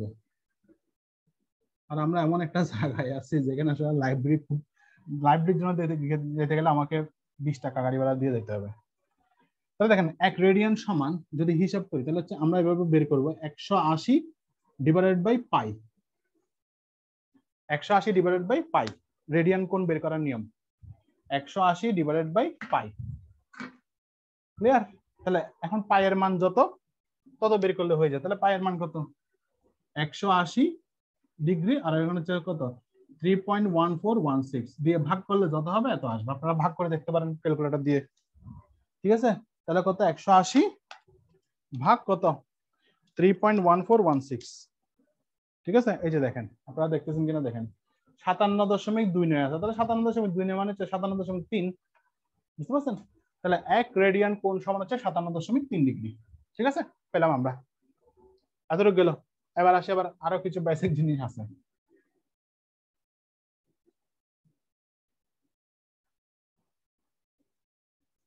এবার লিখবেন হচ্ছে, হেডিং দিবেন, কত নাম্বার গেছে আসলে, 17 নাম্বার, মেবি 18 নাম্বার যাবে। এখন 18 নাম্বার লিখবেন হচ্ছে একান্তর কোণ। একান্তর কোণ, একান্তর কোণ, এগুলো আপনারা জানেন। একান্তর কোণ জিনিসটা কিন্তু আপনারা ভালোই বুঝেন। ঠিক আছে, আচ্ছা দেখেন, একান্তর কোণ তো, হ্যাঁ লেখেন, একান্তর কোণের মধ্যে দিয়ে আবার 1 নাম্বার দিবেন, সেটা হচ্ছে অন্তস্থ একান্তর কোণ। অন্তস্থ একান্তর কোণ, একান্তর কোণ। আরেকটা লিখবেন 2 নাম্বার, বহিস্থ একান্তর কোণ। বহিস্থ একান্তর কোণ। এগুলো আসলে আমি আপনাদেরকে মানে লিখাচ্ছি একটা কারণে, কারণ এগুলোতে আপনার যদি খাতায় যদি তোলা থাকে, অর্থাৎ খাতায় যদি আপনাদের লেখা থাকে, মাথায় রাখবেন আপনি পরীক্ষার আগে জাস্ট খাতাটা আপনি একবার দেখবেন, দেখবেন আপনার কাছে জিনিসটা কিন্তু অনেকখানি কিন্তু ইজি লাগবে, এবং আপনার কিন্তু অনেকগুলো বই পড়ার দরকার নেই। ঠিক আছে, আপনি এই জিনিসগুলো লিখে রাখতে পারলে যেটা হবে সেটা হচ্ছে, এই জিনিসটা যদি আপনি খাতা যদি লেখা থাকে, তাহলে আপনি পরীক্ষার আগে জাস্ট খাতাটা একবার দেখে যাবেন, তাহলে আপনার বেসিক কিন্তু জ্যামিতির বেসিক ধারণাটা কিন্তু আপনি পেয়ে যাবেন। এরপর আপনি দেখবেন অঙ্ক করতে গেলে কিছু সূত্র তো আমরা শিখবো আস্তে ধীরে, জিনিসগুলো ত্রিভুজ চতুর্ভুজের ক্ষেত্রে কিছু সূত্র তো আমরা শিখবোই, কিন্তু অঙ্ক করতে এই বেসিক জিনিসগুলো থেকে কিন্তু আপনার কিন্তু পরীক্ষায় আসছে, প্রচুর কোয়েশ্চেন আছে প্রিলিতে অন্তত। ঠিক আছে, তাহলে এই জিনিসগুলো কিন্তু আপনাদের লাগবে। তাহলে একান্তর কোণ হচ্ছে অন্তস্থ একান্তর কোণ, আর এটা হচ্ছে বহিস্থ একান্তর কোণ। এখন হেডিং দিবেন হচ্ছে অন্তস্থ একান্তর কোণ। এগুলো আমরা একটু ডিটেলসে শিখি। অন্তস্থ একান্তর কোণ, তাহলে অন্তস্থ একান্তর কোণ মানে হচ্ছে কি, যে দেখেন তো, একটি সরলরেখা, ঠিক আছে, অপর একটি সরলরেখাকে যদি তির্যক ভাবে যদি কি করে, তির্যক ভাবে যদি ছেদ করে, তাহলে সেখানে কিন্তু কোণ উৎপন্ন হয়। তাহলে সে যে কোণ উৎপন্ন হয় তাকে আমরা কি বলে, এটা আমরা কি বলছিলাম, আমরা বলছিলাম তির্যক রেখা। ঠিক আছে, এবং আমরা পাইছিলাম কি তির্যক কোণ শিখছিলাম গতকাল। ঠিক আছে, তাহলে আজকে যেটা করবো সেটা হচ্ছে অন্তস্থ একান্তর কোণ শিখবো, কিন্তু তার আগে আমরা সংজ্ঞাটা একটু লিখে আসি। সেটা হচ্ছে, লিখেন, দুটি সমান্তরাল রেখাকে অপর একটি রেখা দ্বারা তির্যকভাবে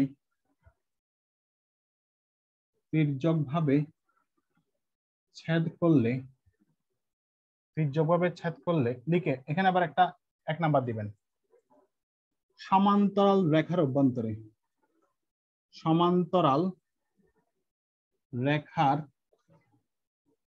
অভ্যন্তরে 2 নাম্বার লিখবেন, অর্থাৎ রোমান সংখ্যায় 1 রোমান সংখ্যা 2 দিবেন। ঠিক আছে,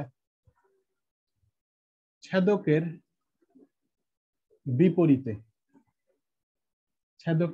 তাহলে এখানে দুটো জিনিস বোঝা, একটা হচ্ছে কি দুটি সমান্তরাল রেখাকে অপর একটি রেখা দ্বারা যদি তির্যকভাবে যদি ছেদ করে, তাহলে সেখানে যেটা পাবো সেটা হচ্ছে কি ছেদ করলে সমান্তরাল রেখার অভ্যন্তরে আর হচ্ছে কি ছেদকের বিপরীত পাশে যে দুটি কোণ উৎপন্ন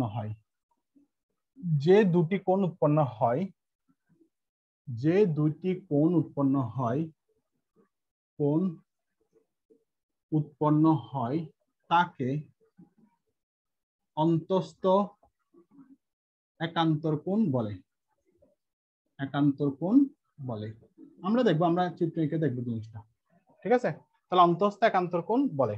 ঠিক আছে, তাহলে সংজ্ঞাটা লিখে রাখ। সংজ্ঞাটা হচ্ছে দুটি সমান্তরাল রেখাকে অপর একটি রেখা দ্বারা যদি তির্যকভাবে যদি ছেদ করলে সমান্তরাল রেখার অভ্যন্তরে ছেদকের বিপরীত পাশে যে দুটি কোণ উৎপন্ন হয় তাকে অন্তস্থ একান্তর কোণ বলে। ক্লিয়ার? এখন একটা চিত্র আঁকবেন আপনারা। দেখেন চিত্র আঁকবো কোথায়, আমি উপরেটা মুছে দিচ্ছি। ঠিক আছে, যদি চিত্র আঁকি, এই যে একটা সমান্তরাল রেখা আর একটা সমান্তরাল রেখা, বলছে কি দুটি সমান্তরাল রেখাকে অপর একটি রেখা দ্বারা তির্যকভাবে যদি সেটা যদি ছেদ করি, তাহলে সমান্তরাল রেখার অভ্যন্তরে, একটা হচ্ছে সমান্তরাল রেখার অভ্যন্তরে, তাহলে সমান্তরাল রেখার অভ্যন্তর মানে কি? সমান্তরাল রেখার অভ্যন্তর মানে হচ্ছে এই জায়গাটা। ঠিক আছে, সমান্তরাল রেখার অভ্যন্তরে, বুঝতে পারছেন? তাহলে পি এবং এখানে কি, এখানে আমরা যদি বলি এখানে পি, এখানে হচ্ছে এন দিলাম, তাহলে এই যে পি এবং এন দুটি কোণ উৎপন্ন হয়েছে এই সমান্তরাল রেখার অভ্যন্তরে আর ছেদকের বিপরীত পাশে। তাহলে ছেদক মানে কি বলেন তো? এই যে ছেদ এখানে করছে না, ছেদকের বিপরীত পাশে, তাহলে এদিকে যেহেতু ছেদ করছে তাহলে অভ্যন্তরে আমার এটা, আবার ছেদকের বিপরীত পাশে কি তৈরি হয়েছে? দুটি কোণ উৎপন্ন হয়েছে। তাহলে এখানে একটা কোণ উৎপন্ন হয়েছে, এখানে একটা কোণ উৎপন্ন হয়েছে। আমি এখানে দিলাম হচ্ছে কিউ, এখানে দিলাম আর। বুঝতে পারছেন? দুটি কোণ উৎপন্ন হয় তাকে অন্তস্থ একান্তর কোণ বলে। তাহলে এগুলো কোন জায়গায় আছে? এগুলো কিন্তু সবগুলা কোথায় আছে? এগুলো কিন্তু সবগুলো কিন্তু আপনার সমান্তরাল রেখার ভিতরে আছে, সেজন্য এটা হচ্ছে অন্তস্থ একান্তর কোণ। এটা হচ্ছে অন্তস্থ একান্তর কোণ। ঠিক আছে, এখন একান্তর কোণ মানে কি? একান্তর কোণের মান সবসময় কি হয়? একান্তর কোণের মান সবসময় সমান হয়। এটা একটু ছোট করে লিখে রাখেন, একান্তর কোণের মান সবসময় সমান হয়। ঠিক আছে, একান্তর কোণ, এই যে দুটো করলাম, সেটা দুটো হচ্ছে কি একান্তর কোণ। এখানে একটা কথা বলে, এটা কিন্তু অনুরূপ কোণ না, এটা কিন্তু একান্তর কোণ। একান্তর কোণ মানে হচ্ছে এই যে এটার সাথে এটা জড়িত, এটার সাথে এটা জড়িত। এখন অনুরূপ কোণ মানে হচ্ছে কি? অনুরূপ কোণ মানে হচ্ছে ধরেন আমরা এভাবে যদি অনুরূপ কোণ বলি, অনুরূপ একটা কোণ, এই যে এখানে একটা কোণ উৎপন্ন করছি। আবার দেখেন তো এই চিত্র মানে হচ্ছে আমরা যদি এখানে হিসাব করি, এই চিত্র আর হচ্ছে এই জায়গাটা দুইটা কিন্তু একই না? তখন ধরেন আমি এটা দিলাম এ, এটা দিলাম বি, এ এবং বি হচ্ছে অনুরূপ কোণ, নট একান্তর কোণ। ঠিক আছে, এ এবং বি হচ্ছে অনুরূপ কোণ। দেখেন তো দুটোর চিত্র কিন্তু সমান। যদি দুটো চিত্র যদি সমান হয় এবং কোণগুলো যদি সমান হয়, তখন সেটাকে আমরা বলবো অনুরূপ কোণ, একান্তর কোণ কিন্তু না। একান্তর কোণ হচ্ছে কি? তাহলে আমরা এই যে সমান্তরাল রেখার ভিতরের জিনিসগুলো, যেমন এটা সাপেক্ষে এটা, এটা সাপেক্ষে এটা আমরা যদি বলি, ঠিক আছে, তাহলে সেগুলো হচ্ছে আপনার একান্তর কোণ। ক্লিয়ার? তাহলে এটা হচ্ছে কি? এটা হচ্ছে যেহেতু সমান্তরাল রেখার ভিতরে, সেটা হচ্ছে অন্তস্থ একান্তর কোণ। তাহলে এরপরে যেটা লিখবো সেটা হচ্ছে কি? বহিস্থ। তাহলে বহিস্থ আর আমার বোঝার কোনো বাকি নেই, সেটা হচ্ছে কি? অন্তস্থ কোণ যদি সমান্তরাল রেখা যদি ভিতরে হয়, তাহলে বহিস্থ একান্তর কোণ কোথায় হবে? বহিস্থ একান্তর কোণ হবে আপনার কোথায়? বাহিরে। বুঝতে পারছেন? বুঝতে পারছেন কি বুঝেন নাই? দেখেন, ঠিক আছে। আচ্ছা, এখানে আমি একটা জিনিস লিখে দিই, সেটা হচ্ছে পি অর্থাৎ পি কোণ আর হচ্ছে আর কোণ, ঠিক আছে, পি কোণ আর কোণ। তারপর হচ্ছে কিউ কোণ আর হচ্ছে এন কোণ। এগুলো হচ্ছে অন্তস্থ একান্তর কোণ, অন্তস্থ একান্তর কোণ, ঠিক আছে। অর্থাৎ এটা এটা এটা এটা একান্তর কোণ, অনুরূপ কোণ কিন্তু না, ঠিক আছে। তাহলে বহিস্থ কোণ লিখেন। এবার বহিস্থ কোণ লিখবেন হচ্ছে কি, দুটি সমান্তরাল রেখাকে অপর একটি রেখা দ্বারা তির্যকভাবে ছেদ করলে একই জিনিস, ঠিক আছে। সমান্তরাল রেখার বাইরে হবে, এখানে অভ্যন্তরে হয় না, এখানে হবে বাইরে, বহিস্থ কোণ। বাইরে আর এবং ছেদকের বিপরীত পাশে যে দুটি কোণ উৎপন্ন হয় তাকে বলা হয় বহিস্থ একান্তর কোণ, বহিস্থ একান্তর কোণ। আমি একটা চিত্র দিয়ে দেখিয়ে দিচ্ছি। তাহলে এখানে আমরা যেটা বলছিলাম এগুলো মুছে দিই। আমরা এখানে বলছি পি আর কিউ এন এগুলো হচ্ছে একান্তর কোণ, ঠিক আছে। তাহলে বহিস্থ কোণ বলছি কি, সমান্তরাল রেখার বাইরে এবং ছেদকের বিপরীত পাশে। তাহলে দেখেন তো, সমান্তরাল রেখার বাইরে এখানে একটা আঁকলাম, এখানে একটা আঁকলাম, ঠিক আছে। আবার আমরা যদি বলি এদিকে একটা আঁকলাম, এদিকে একটা আঁকলাম, হইলো। তাহলে এটার সাপেক্ষে মানে আমরা যদি বলি এখানে এ, এখানে বি, এখানে সি, এখানে ডি, তাহলে এগুলো কি এক একটা হচ্ছে একান্তর। এখানে হচ্ছে মানে কি সবগুলো একান্তর কোণ, কিন্তু ভিতরের গুলো তো নীল কালের গুলো হচ্ছে অন্তস্থ একান্তর কোণ আর লাল কালের গুলো হচ্ছে বহিস্থ একান্তর কোণ। তাহলে আমরা যদি এইভাবে যদি লিখি, এখানে যদি লিখি এভাবে যে এ কোণ বি কোণ, তারপর হচ্ছে কি এ কোণের সাথে বি কোণ, তারপর হচ্ছে সি কোণের সাথে ডি কোণ, এগুলো হচ্ছে আপনার বহিস্থ একান্তর কোণ, একান্তর কোণ। বুঝতে পারছেন? ক্লিয়ার? এবার 18 পর্যন্ত ক্লিয়ার কিনা বলেন, মানে 18 পর্যন্ত আপনাদের ক্লিয়ার? দেখেন, আমরা এরপরে যেটা করবো 19 নম্বরে, সেটা হচ্ছে অনুরূপ কোণ। অনুরূপ 19 নম্বরে লিখবেন অনুরূপ কোণ। আমি সংখ্যাটা লিখতেছি না, জাস্ট আমি জিনিসটা বুঝিয়ে দিই। তাহলে একান্তর কোণ, আমরা একান্তর কোণ মানে হচ্ছে কি বিপরীত দিকে সরাসরি। আমি এই জায়গায় একটা পাইছিলাম কোণ, এর বিপরীতে কি পাইছিলাম, এর বিপরীতে এখানে একটা কোণ পাইছিলাম। তাহলে সেটা হচ্ছে আপনার কি একান্তর কোণ, মানে একটার বিপরীত আর একটা। এই যে আমরা লিখছি পি এর সাথে কি, পি এর সাথে আর, কিউ এর সাথে এন, বিপরীতে। আবার এখানে পাইছি কত, বহিস্থ একান্তর কোণে পাইছি এর সাথে বি, সি এর সাথে ডি। এখন অনুরূপ কোণ মানে হচ্ছে আমার দুটো কিন্তু একই রকম থাকবে। যেমন ধর আমরা যদি ওই যে যেটা একটু আগে বলছিলাম, দেখেন তো আমরা এই পার্টটা যদি দেখেন, আমরা যদি এই পার্টটা এখানে যদি মুছে দিই, ধরেন আমার উপরের চিত্র আর এই চিত্রের মধ্যে কি কোনো কি তফাৎ আছে? এই উপরের চিত্র এই চিত্রের মধ্যে কোনো তফাৎ আছে? নাই। তাহলে এখানে আমরা যদি বলি এ, এখানে যদি বলি বি, তাহলে দেখেন তো এ এবং বি দুটো কোণে কিন্তু সমান, ঠিক আছে। এ এবং বি দুটো কোণে কিন্তু সমান। তাহলে যেহেতু সমান, আমি এখানে যদি লাগিয়ে দিই এখন রেখাটা, তাহলে এর এবং এ এবং বি এই দুটো কিন্তু অনুরূপ কোণ, মানে একই রকম কোণ, ঠিক আছে। আবার আমরা যদি এই এই কোণটাকে যদি হিসাব করি, এই কোণ প্লাস এই কোণ যদি হিসাব করি, এখানে দিলাম সি, এখানে দিলাম ডি, তাহলে এখন দেখেন তো আমাদের সি আর ডি আমরা এখানে যদি কেটে দিই জিনিসটা ধরেন, তাহলে দেখেন তো আমার এই চিত্র আর এই চিত্রের মধ্যে কোনো তফাৎ আছে? নাই, কোণেরও কোনো তফাৎ নাই, কোণ কিন্তু দুটো কিন্তু সমান। তাহলে যেহেতু সি এবং ডি, এ এবং বি দুটোই একই রকম ভাবে কোণ উৎপন্ন করে, সেই জন্য এগুলো হচ্ছে অনুরূপ। অনুরূপ মানে হচ্ছে একই রকম, ঠিক আছে। এগুলো কিন্তু দেখেন দুটো কিন্তু সমান সমান, একটা একটা বিপরীত নাই, ঠিক আছে। তাহলে এগুলোকে আমরা বলবো কি এ এবং বি, এ কোণ এবং বি কোণ, আর হচ্ছে সি কোণ এবং ডি কোণ, এগুলো হচ্ছে আপনার কি, এগুলো হচ্ছে আপনার অনুরূপ কোণ। অনুরূপ কোণ, বুঝতে পারছেন? তাহলে অনুরূপ কোণ মানে হচ্ছে কি, যখন দুটি সমান্তরাল রেখা, দুটি সমান্তরাল রেখাকে অপর একটি রেখা দ্বারা তির্যকভাবে ছেদ করলে, ঠিক আছে, ওই যে আগের মতোই যে ছেদকের অভ্যন্তরে অর্থাৎ সমান্তরাল রেখার অভ্যন্তরে এবং সমান্তরাল রেখার বাইরে যে কোণ উৎপন্ন হয় তাকে বলা হয় অনুরূপ কোণ। তাহলে দেখেন তো আমরা প্রথম যেটা আঁকছিলাম, আমরা প্রথম যখন এভাবে করছিলাম, দেখেন দুটি সমান্তরাল রেখা আঁকলাম, আরেকটি রেখা দ্বারা কি করছি, আরেকটি রেখা দ্বারা ছেদ করছি।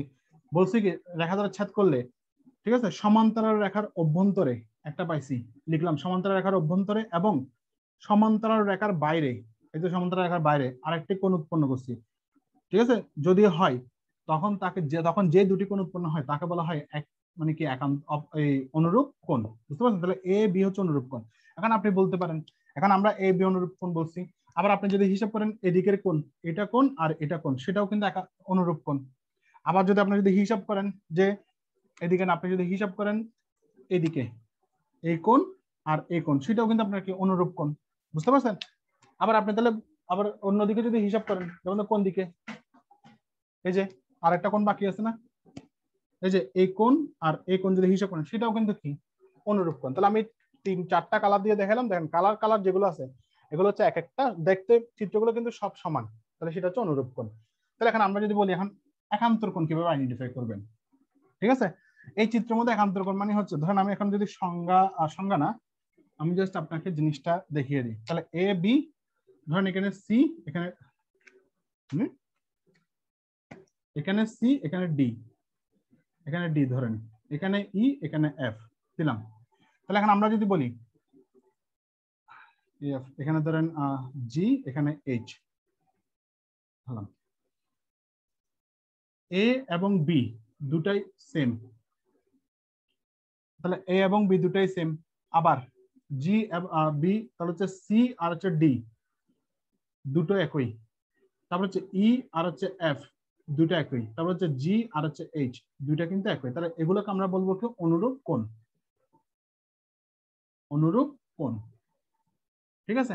আবার দেখেন, তাহলে আমরা যদি এখন যদি হিসাব করি অন্যভাবে, তাহলে অন্যভাবে হিসাব করলে আমরা কি করবো, তাহলে আমরা একটার বিপরীতে আরেকটা, তাহলে এটার বিপরীতে এটা আছে, এর বিপরীতে কি আছে, এর বিপরীতে এটা এদিকে, এর বিপরীতে আছে কি এর বিপরীতে কোনটা আছে, এর বিপরীতে আছে ডি, তাহলে এ আর ডি কোণ। তারপর হচ্ছে কি এ আর ডি গেল, তারপর হচ্ছে আপনার এই যে জি আর হচ্ছে এফ, জি আর এফ। তাহলে আমরা যদি হিসাব করি, তাহলে তার বিপরীত কোণগুলো, যেমন ধরেন এটা আর এটা উল্টা দিকের কোণগুলো, ঠিক আছে? জি এবং এফ, তারপর হচ্ছে এ এবং কি, এ এবং ডি, তারপর হচ্ছে ই আর একটা হচ্ছে কি বি, ই আর হচ্ছে বি। এখন দুটো একসাথে করতে গেলে একটু ঝামেলা লাগবে, ঠিক আছে? আমরা একটা একটা যেভাবে শিখছি ওভাবেই শিখি। দেখেন এই যে এটার সাথে এটা কোনাকুনি, আবার আমি যদি হিসাব করি দুইটা একসাথে দেখা গেলে প্যাঁচ লাগিয়ে যায়, প্যাঁচ লাগবে বলতে বুঝতে প্যাঁচ লাগবে। এই যে এখানে একটা কোণ, এখানে একটা কোণ, এই দুটো কিন্তু কি একান্তর কোণ, ঠিক আছে? অনুরূপ কোণ না। এটা আর এটা কিন্তু কি না অনুরূপ কোণ না, এইটার এটা যদি হয় তাহলে অনুরূপ কোণ হবে।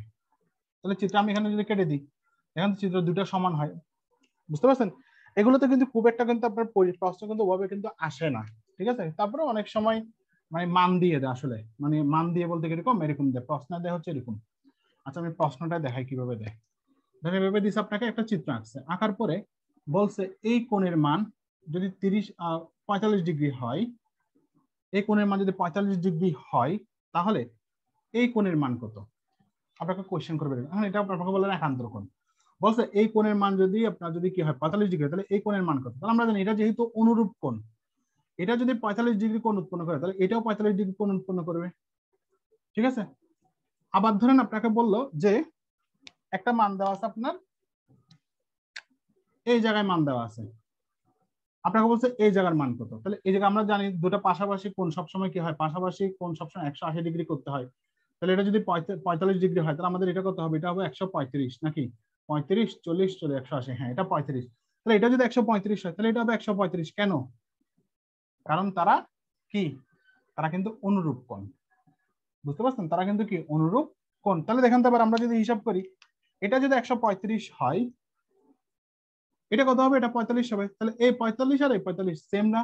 তাহলে এটা এখন হচ্ছে কি একান্তর কোণ, কারণ আমরা একটু আগে লিখছিলাম সেটা হচ্ছে একান্তর কোণের মান সবসময় সমান হয়, অনুরূপ কোণের মানও সমান হয়, একান্তর কোণের মানগুলো এক একটা একটার সাথে সমান হয়, বুঝতে পারছেন? কিন্তু এই দুটো পাশাপাশি কোণ কিন্তু কখনোই কিন্তু সমান হবে না, সেটা আমরা জানি। হ্যাঁ সমান হবে শুধুমাত্র 90 ডিগ্রি হলে, অন্য কোনো ডিগ্রি ক্ষেত্রে কিন্তু আপনার সমান হবে না। একান্তর আর হচ্ছে অনুরূপ কোণ থেকে শুধু এই ধরনের কোয়েশ্চেন গুলো আসে যে মান দেওয়া থাকবে, তখন আপনাকে উত্তর বের করতে হবে, ঠিক আছে? তাহলে মোটামুটি আমরা আমাদের গেল, আমাদের আর খুব একটা কঠিন নাই। কত নাম্বার গেল, 19 নাম্বার না কত নাম্বার গেছে বোধহয়। আচ্ছা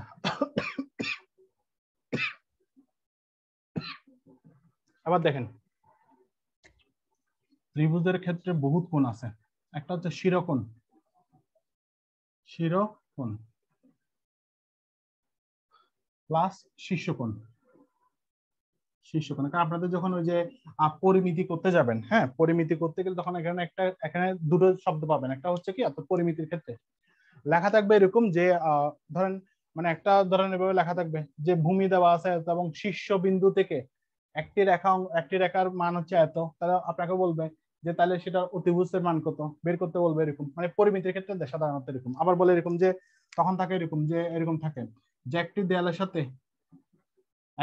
সাথে একটি মই এভাবে কি এত ডিগ্রি কোণে কি দেওয়া আছে, এত ডিগ্রি কোণে হেলানো আছে, ঠিক আছে, এত ডিগ্রি কোণে হেলানো আছে। তাহলে এত ডিগ্রি কোণ মানে যে ডিগ্রিটা এখানে দেওয়া আছে, তখন আপনাকে বলবে যে তারপর বলবে যে শীর্ষবিন্দু থেকে একটি রেখা অঙ্কন করেন, ঠিক আছে, বা ভূমি থেকে একটি মধ্যমা অঙ্কন করেন। এভাবে আপনাকে কিন্তু কোয়েশ্চেন বলবে, তখন আপনাকে কিন্তু বুঝতে হবে যে কোনটাকে মধ্যমা বলে, কোনটাকে ভরকেন্দ্র বলে, কোনটাকে শীর্ষবিন্দু বলে, ঠিক আছে।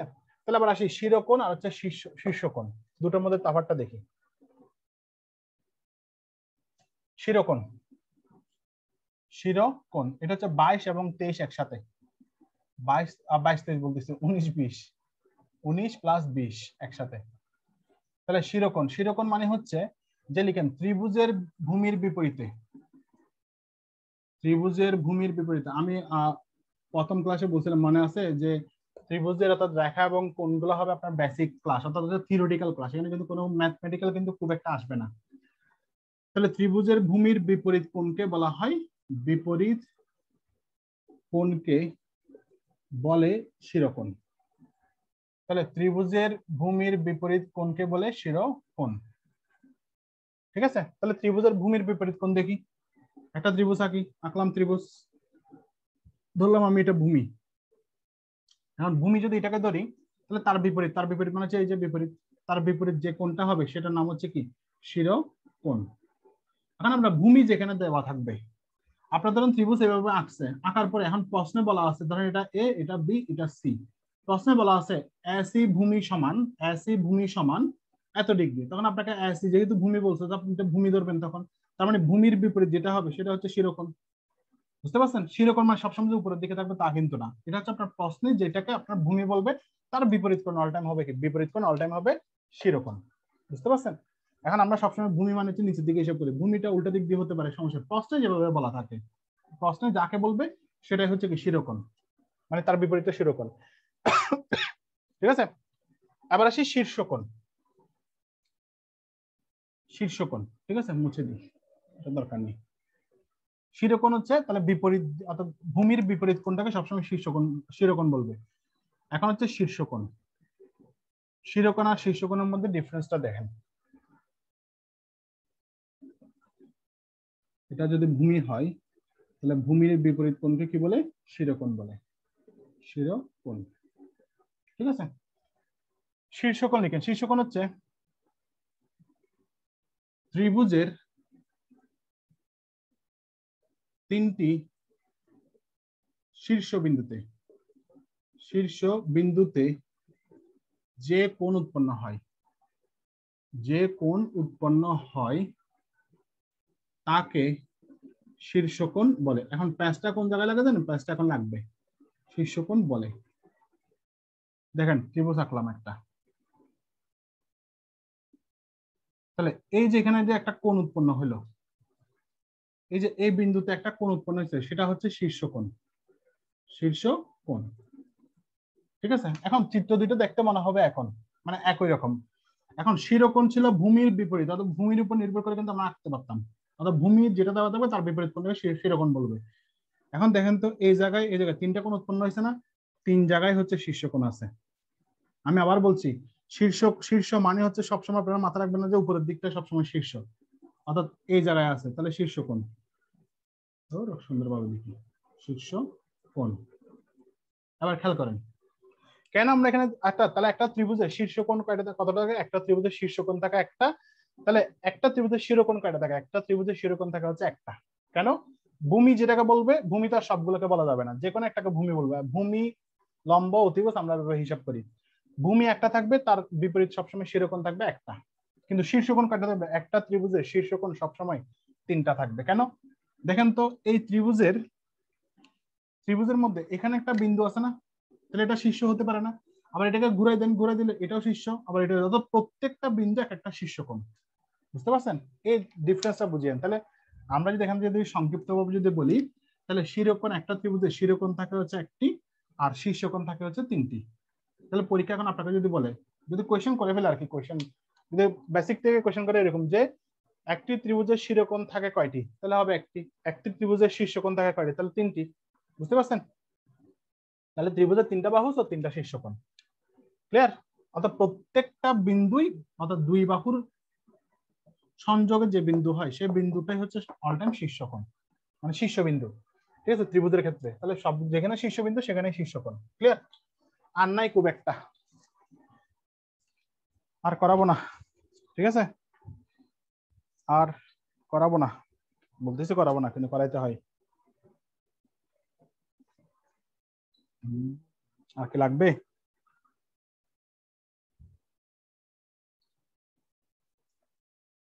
আচ্ছা, আর না করাই, ওগুলা পরে করাতে করাতে যা আসে।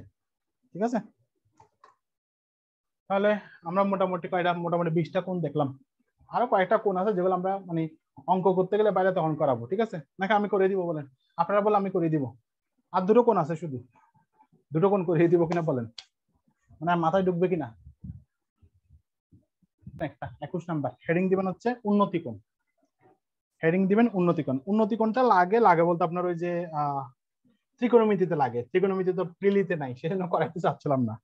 মানে ত্রিকোণমিতিতে আপনার প্রিলিতে তো ত্রিকোণমিতি আসে না, রিটেনে আসে, সেজন্য মানে উন্নতি কোণ এই জিনিসটা মানে করাইতে চাচ্ছিলাম না। আরেকটা জায়গায় আছে পরিমিতিতে আসে, কিন্তু পরিমিতি ও প্রিলিতে যেগুলো আসে ওখানে খুব এত কঠিন আসে না, কিন্তু রিটেনে আবার কিন্তু আসে। রিটেনে কিন্তু এই উন্নতি কোণ অবনতি কোণ কিন্তু মাস্ট লাগে রিটেনে। জান, আর দুইটা কোণ যেহেতু বাকি আছে করাই দিই।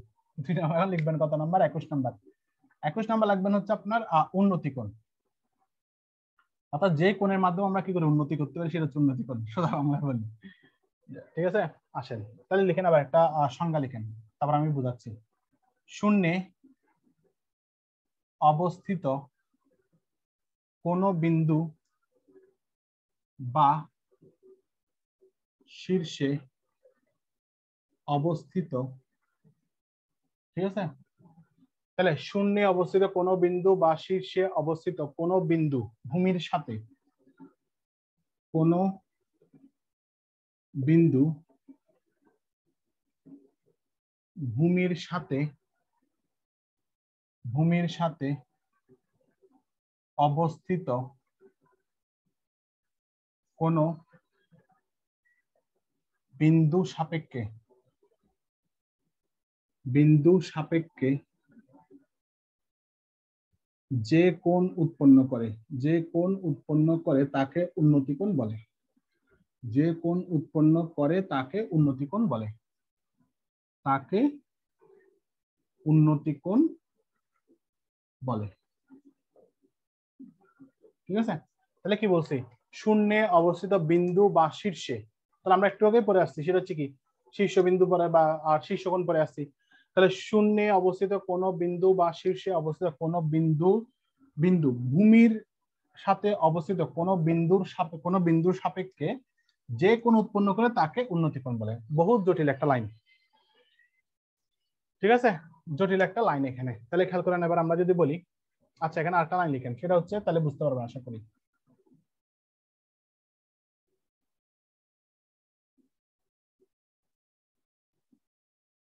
উন্নতি কোণ হয় সব সময় ভূমির সাথে। এখন বুঝতে পারবেন, ভূমির সাথে। তাহলে উন্নতি কোণ সব সময় হয় ভূমির সাথে। ঠিক আছে? এবং কোণের মান সব সময় 90 ডিগ্রি এর ছোট হয়। 90 ডিগ্রি এর ছোট হয়। 90 ডিগ্রি এর ছোট হয়।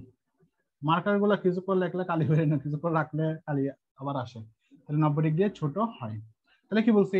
উন্নতি কোণ সবসময় কি হয়? উন্নতি কোণ সবসময় ভূমির সাথে, এবং কোণের মান সবসময় কি হয়? কোণের মান সবসময় 90 ডিগ্রি ছোট হয়। তাহলে একটা আমরা যদি চিত্র আঁকি, তাহলে দেখেন যদি চিত্র আঁকি কিভাবে দেখাই, ধরেন আমি এখানে একটা চিত্র আঁকলাম, আমরা বললাম এটা হচ্ছে ভূমি, ঠিক আছে।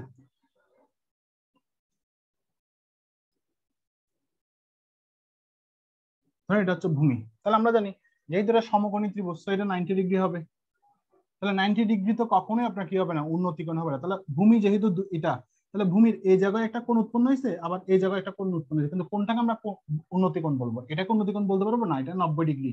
আমরা এটাকে কিন্তু আমরা উন্নতি কোণ বলতে পারবো না, কারণ বলছে 90 ডিগ্রি কোণের মান সবসময় কি হবে, 90 ডিগ্রি ছোট হইতে হবে।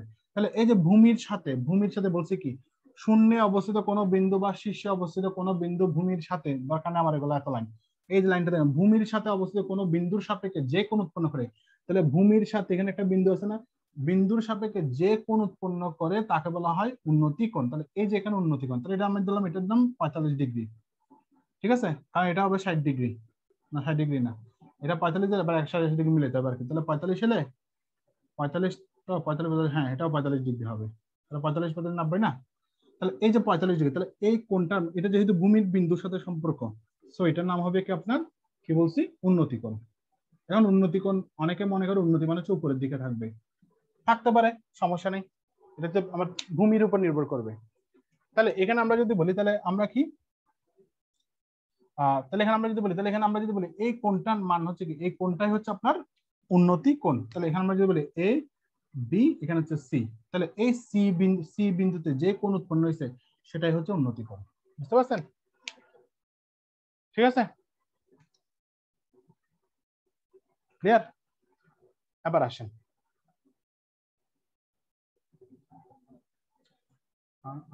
হ্যাঁ গেল। তাহলে ভূমি যেটা বলবো, ভূমির সাপেক্ষে, হ্যাঁ ভূমির সাপেক্ষে যে কোণ তৈরি হবে সেটা হচ্ছে উন্নতি কোণ। এখন এখানে আছে 22 নাম্বার লিখবেন হচ্ছে অবনতি কোণ। অবনতি, তাহলে উন্নতি যেহেতু আছে অবনতি অবশ্যই থাকবে। 22 নাম্বার লিখবেন, সর্বশেষ আজকের দিনে 22, অর্থাৎ বেসিকেরও শেষ, অবনতি, অবনতি কোণ, ঠিক আছে।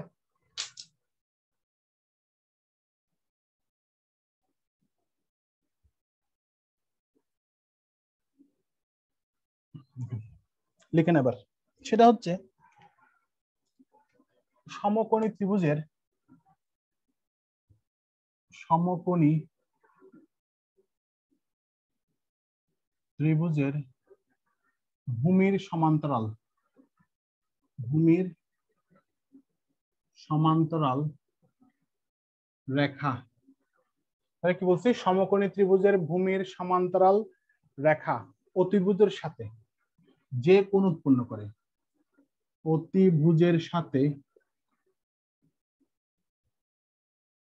এগুলো পরীক্ষায় খুব একটা আসে না, ঠিক আছে, যে কোণ উৎপন্ন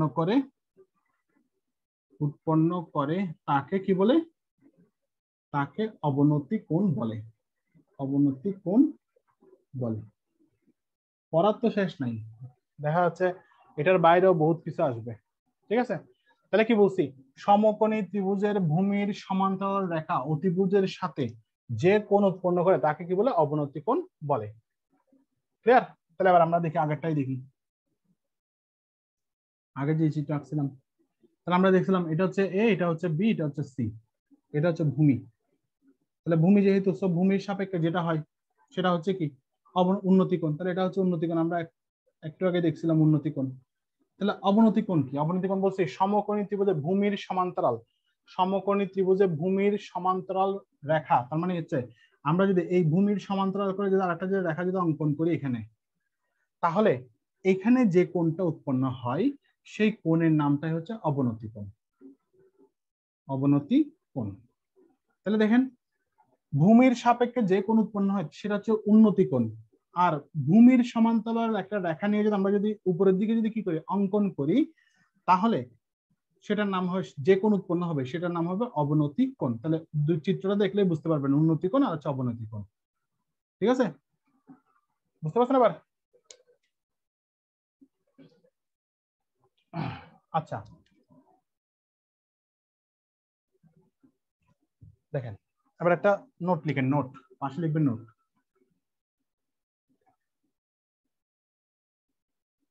উন্নতি কোণ আচ্ছা দেখেন তো, এটা যদি 45 ডিগ্রি হয় তাহলে এটা যদি 45 ডিগ্রি হয় তাহলে এটার অবনতি কোণের মান কত হবে? উন্নতি কোণের মান যদি 45 ডিগ্রি হয়, অবনতি কোণের মান কত হবে? তাহলে এই লাইনটা লিখেন, উন্নতি কোণ ও অবনতি কোণ, অবনতি কোণের মান সমান হয়, সমান হয়। এখন কেন সমান হয় দেখেন তো, এটা আর এটা, এই কোণ আর এই কোণ দুটো বিপরীত কোণ কিনা, মানে বিপরীত দিকের কোণ কিনা। যেহেতু বিপরীত দিকের কোণ, সো তারা হচ্ছে একান্তর কোণ। মানে এই কোণ আর এই কোণ কিন্তু বিপরীত দিকের কোণ, একটা হচ্ছে এদিকের কোণ আর একটা হচ্ছে এদিকের কোণ, ঠিক আছে? দুটো কিন্তু বিপরীত দিকের কোণ, সো এটার নাম হবে একান্তর কোণ। তাহলে উন্নতি কোণ এবং অবনতি কোণের মান সবসময় সমান হয়, কারণ কারণ তারা পরস্পর একান্তর কোণ। ওই যে একটা আগে লিখছিলাম, সেটা একান্তর কোণ এবং অনুরূপ কোণের মান সবসময় সমান হয়, তাহলে একান্তর কোণ। তাহলে উন্নতি কোণের মান যদি 45 ডিগ্রি হয়, তাহলে একান্তর কোণের মান কত? একান্তর কোণের মানও 45 ডিগ্রি হবে। ঠিক আছে, বুঝতে পারছেন এবার? আচ্ছা, তাহলে আমাদের মোটামুটি গেল, আমরা মোটামুটি জ্যামিতির 2 নম্বর বেসিক ক্লাস আমরা শেষ করলাম। এখন বলে আপনাদের কোনো মানে বুঝেন নাই এরকম কোনো জিনিস আছে কিনা? মানে লাগবে না বলছে কিন্তু বাকি সব পালাইছে, ঠিক আছে? সেটা হচ্ছে আপনার এখান থেকে মানে আজকে যেগুলো করালাম এখান থেকে আপনাদের যদি আমি যদি সারসংক্ষেপ যদি বলি, আপনারা যে জিনিসগুলোকে সবচেয়ে বেশি গুরুত্ব দিন সেটা হচ্ছে প্রথম দিকে আমি যেগুলো করেছিলাম, অর্থাৎ বাহুর সংখ্যা নির্ণয়, তারপর হচ্ছে ত্রিভুজের সমষ্টি, চতুর্ভুজের সমষ্টি, ত্রিভুজের অন্তস্থ কোণের সমষ্টি, বহিস্থ কোণের সমষ্টি, তারপর হচ্ছে অন্তস্থ কোণ দেওয়া থাকলে সেটা বাহুর সংখ্যা বের করা, অন্তস্থ কোণ দেওয়া থাকলে বহিস্থ কোণ বের করা। এই জিনিসগুলো পরীক্ষায় বেশি আসে। এই যে তারপর আমরা যে কোণগুলো শিখছি মানে একান্তর কোণ, অনুরূপ, এগুলো কিন্তু খুব একটা কিন্তু আসে না। তারপরে হঠাৎ হঠাৎ যদি দিয়ে দেয় তাহলে আপনাদের কিন্তু লাগবে। তারপর হচ্ছে শীর্ষকোণ, এটা করতে আমরা ত্রিভুজ করার সময় বা পরিমিতি ক্ষেত্রে আমাদের কিছু কাজে আসবে। আর অবনতি কোণ, উন্নতি কোণ এগুলো কিন্তু মানে সাধারণত দেয় না, কিন্তু ওই যে পরীক্ষায় অনেক সময় মানে পরিমিতির সময় একটু লাগে, এবং ত্রিকোণমিতিতে মাস্ট লাগবে এই জিনিসগুলো। ঠিক আছে, এখান থেকে কিন্তু আমি কিন্তু কোয়েশ্চেন দেখাই, কারণ এখান থেকে কিন্তু কোয়েশ্চেন কিন্তু খুব একটা আমি পাইও নাই, সেটা আমি আপনাকে কোয়েশ্চেন গুলো বলিও নাই। ঠিক আছে, তাহলে মোটামুটি আমরা ওই যে শুরুর দিকে ক্লাস শুরুর দিকের জিনিসগুলো কিন্তু আপনারা কিন্তু ত্রিভুজ এবং চতুর্ভুজের যে জিনিসগুলো লিখেছে ওগুলো মোস্ট ইম্পর্টেন্ট, এবং সেগুলো কিন্তু আপনারা মনে রাখতে হবে। ঠিক আছে, কারণ আমরা কিন্তু আগামী দিন আমাদের যে ক্লাসটা আছে, অথবা আগামীকালকে মেবি আগামীকালকে যে ক্লাসটা আছে সেটা হচ্ছে আপনার ত্রিভুজের উপর ক্লাস। ঠিক আছে, তো ত্রিভুজের উপর সেখানে কিন্তু আমরা কিন্তু আবার অঙ্ক করবো, মানে ত্রিভুজ অঙ্ক মানে হচ্ছে অঙ্ক অঙ্ক করবো, প্লাস হচ্ছে সেখানে আমরা কি করবো, আমরা সেখানে হচ্ছে বিভিন্ন ত্রিভুজের যে মানে যেমন সমকোণী ত্রিভুজ, ঠিক আছে, তারপর হচ্ছে তোমার আপনার ওই যে মানে সমকোণী ত্রিভুজ থেকে শুরু করে তারপর হচ্ছে সমবাহু ত্রিভুজ, সমদ্বিবাহু ত্রিভুজ, এগুলোর কিছু আমরা রুলস শিখবো, আর হচ্ছে কোনটাকে কি বলে সেটা জানবো, তার সাপেক্ষে আমরা কিছু অঙ্ক করব। ঠিক আছে, তাহলে এই জিনিসগুলো আমরা আগামীকালকের ক্লাসে করব। ঠিক আছে, তাহলে আজকে যেহেতু আপনাদের সমস্যা নেই, আমি এখানে শেষ করি। বুঝতে পারছেন? তাহলে ভালো থাকবেন, সুস্থ থাকবেন, আর আমার জন্য বেশি বেশি দোয়া করবেন, আর সবচেয়ে বেশি যেটা দরকার সেটা হচ্ছে ঘরে থাকেন, আর হচ্ছে অবশ্যই অবশ্যই পথে থাকেন। ঠিক আছে, ধন্যবাদ। আর আজকে একটা জব সলিউশনের পরীক্ষা আছে, অর্থাৎ জব সলিউশনের পরীক্ষাটা আজকে কিন্তু সবার জন্য উন্মুক্ত। যারা মানে রেজিস্ট্রেশন করেন নাই আপনারাও কিন্তু আজকে পরীক্ষাটা দিতে পারবেন এবং দিয়ে দেন পরীক্ষাটা। ঠিক আছে, ভালো থাকবেন।